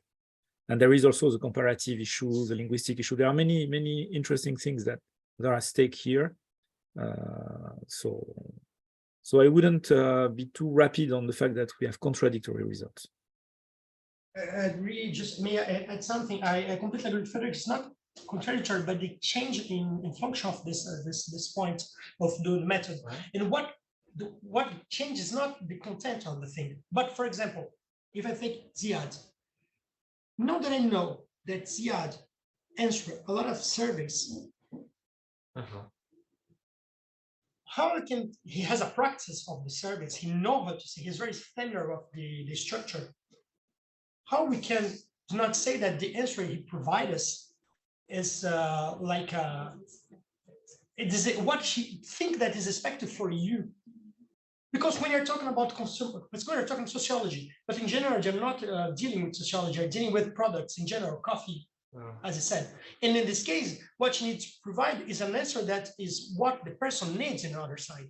So when I heard this, my first point is to say, maybe what I'm reading here is not just what he thinks is culture, but what he thinks I need to know that's culture. Yeah, you're right. Also, can I just make a comment? I'm very external to this discussion because I come from sociology du travail. It's very external, the commentary, but I learned a lot today with both of you. But I was really touched with the answer of Ziad, the interview thing, because he's this one, yes, because at the same time when he's talking about the experience of having coffee, of learning how to enjoy to have a coffee, he's giving us an answer of which Michel earlier classified as an aesthetical description of this practice. It's not only like how he consumes and how he enters in the world of consumption, but how he's describing in a vocabulary that is rich of what he expects us to read as a cultural experience of drinking coffee, you know. So it's really, I don't know, I was really touched because for me, it's a continuation because he said, this is what is expected to be culture, and this is what I do in my daily basis, but I'm able to translate this as culture. So I think, yeah, it's a continuation in the same thing. But what I learned with you all today is that, of course, economical capital and the offers that states build for us in terms of what can we learn, how can we, I don't know how to say this, but how can schools can teach us what culture is, and how can public institutions can offer us in a kind of I don't know, cardápio, how can I say that? No, a menu of practices that we can access, that we all can access. This all limits our cultural offers. But what I read through the focus groups in the first part and here with the interviews is that they create strategies to take part on the cultural practices that are not allowed in the sense of economical capital boundary, you know. So they're telling stories about the strategies they build to take part in these stories, and so they recreate the hierarchies. If you take an example, and I completely agree with you, in case of to participate in this kind of survey or a focus group to test products, you need to have a very developed some skills in terms of vocabulary. So you need to know how to express what you feel. I don't know if someone here already participated in this, but for example, I participated in one to test water. You have 6 different types of water that you taste. How you express the difference between the waters? First, how you feel this difference. Are you able to feel something, to taste something different? And how you express what you tasted? It's extremely hard. You need it's very skills to do. It's rare to do this. Quite a vocabulary, a specific vocabulary you need to develop. If you don't have this, you're not able. And this is something like, of course, it's a kind of cultural capital, and a specific kind of cultural capital. Yes, of course. Yeah. And also just another thing, because the CRESP researchers, they have a special I don't know, reasoning around methods. They think that methods create social worlds. So of course, depending on how you create the questions and offers the answers, so you can choose this or that.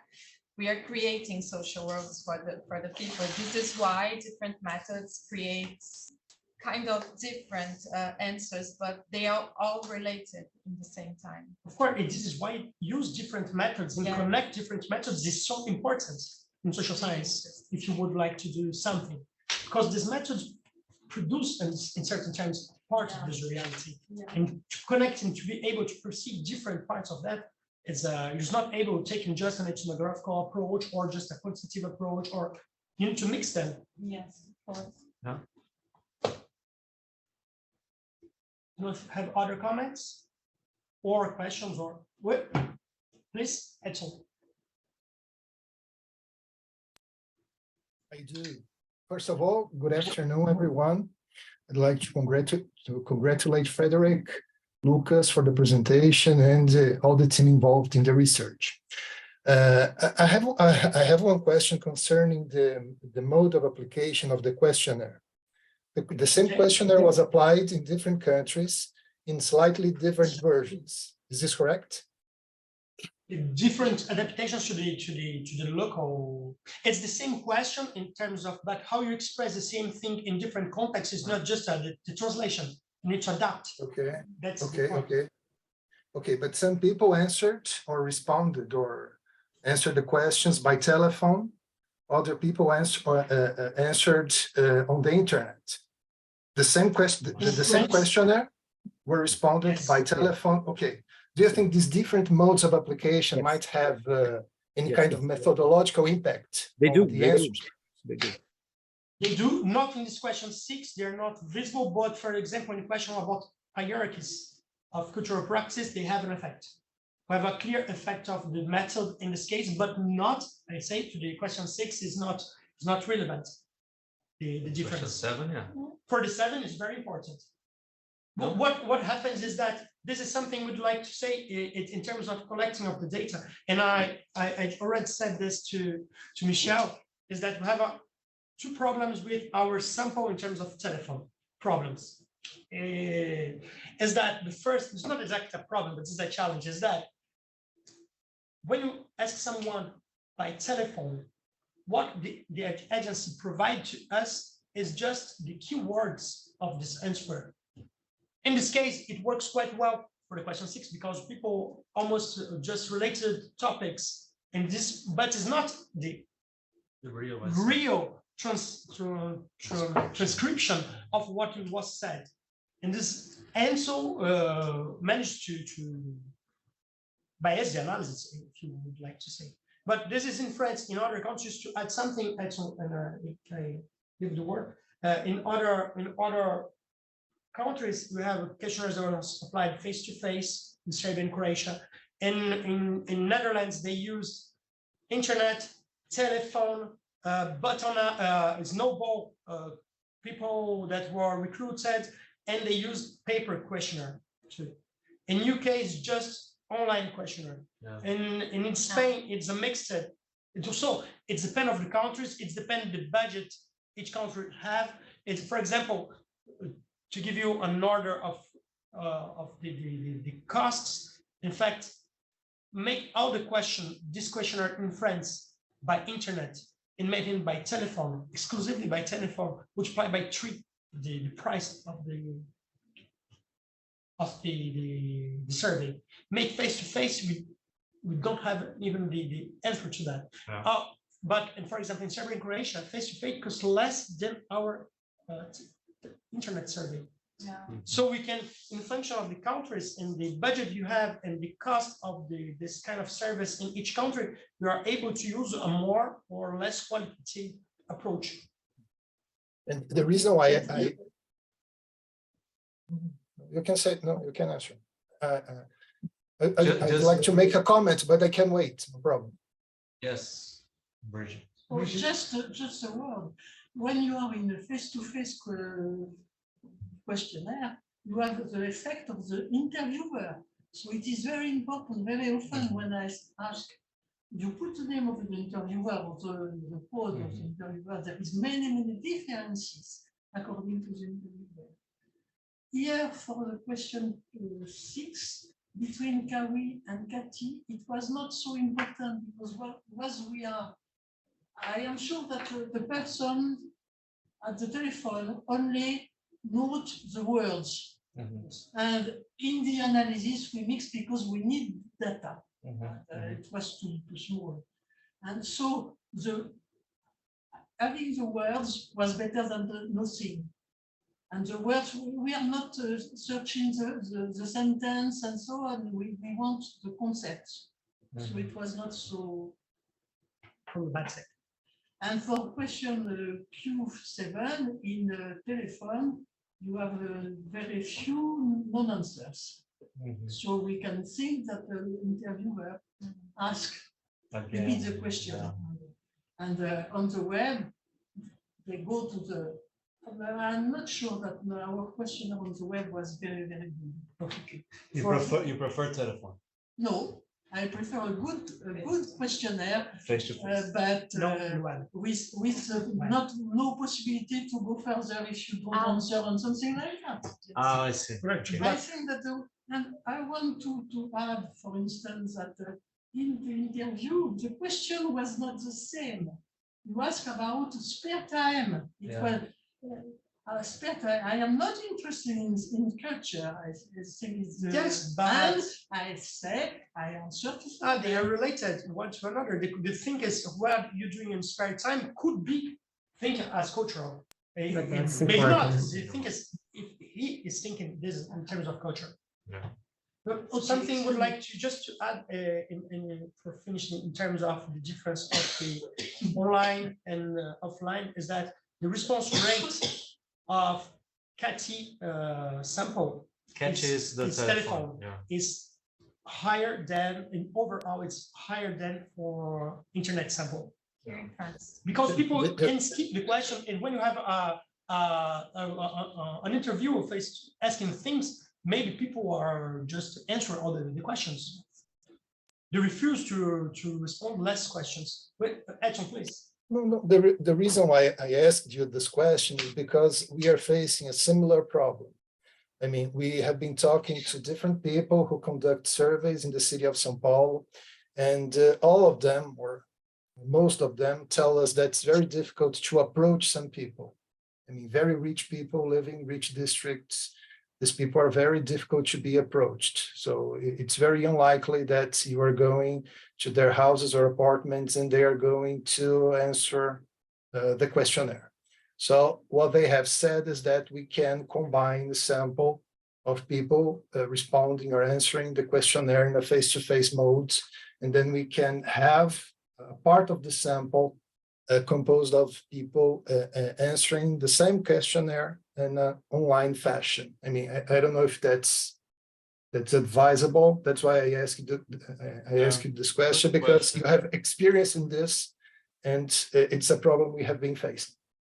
Frankly, I think for São Paulo, online, especially if you are working in the city of São Paulo, it's a very, in terms of internet infrastructure, is very well situated. I think that online panel could be a very interesting approach to explore. No, but I think what he I don't means know is mixing both ways of applying the question. I think you need to the problem of this mixing or not mixing, if you're thinking in terms of representativity, representativeness of the questioner, but with 1,200 people, you don't have a representative survey anyway. So why you are for this kind of question, of course, if you are thinking in terms of representativeness, of course, you can say, oh, it's not representative, it's more complicated to mix them. But the question is what you can get with this information in. What I'd like to say, if they think with an online panel or sample, you in a panel probably, you can access very rich people and people that's not comfortable to participate in a face-to-face interview. I think it's better to have these persons in the research than to do not have them. This is the way in France. The problem is that the CAWI by internet questionnaire is not expensive. So you can have many more people who are on the but now I am not sociologist. I don't know if it is better to have many data, but bad data, or few data, but good data. Yeah. Perhaps I prefer small data, but good data. Well, but it's good data is very dependent. It's very dependent on the questionnaire. This is not just a way of doing. And good questions. A good question. That's the point. This is the heart of the problem. But once the sample you use, for example, in our CATI sample, we have overrepresented. We decide to overrepresented elderly people and people from rural areas because they're areas the access to internet is lower than in cities. So this will have overrepresentation because we would like to have these persons in our research. No. Or we can use a very unified framework, everybody can be, and you lost all these persons. Or use a CATI sample and you lost a lot of people because people don't answer the telephones nowadays.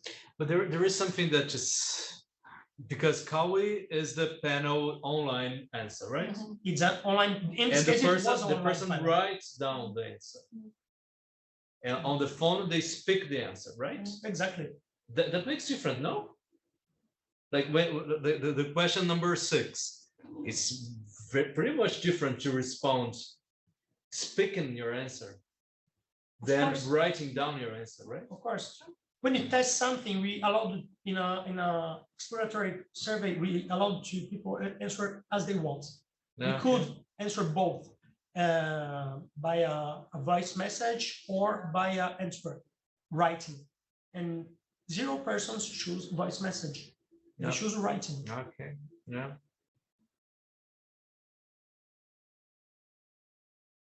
I don't know. So I think that I think the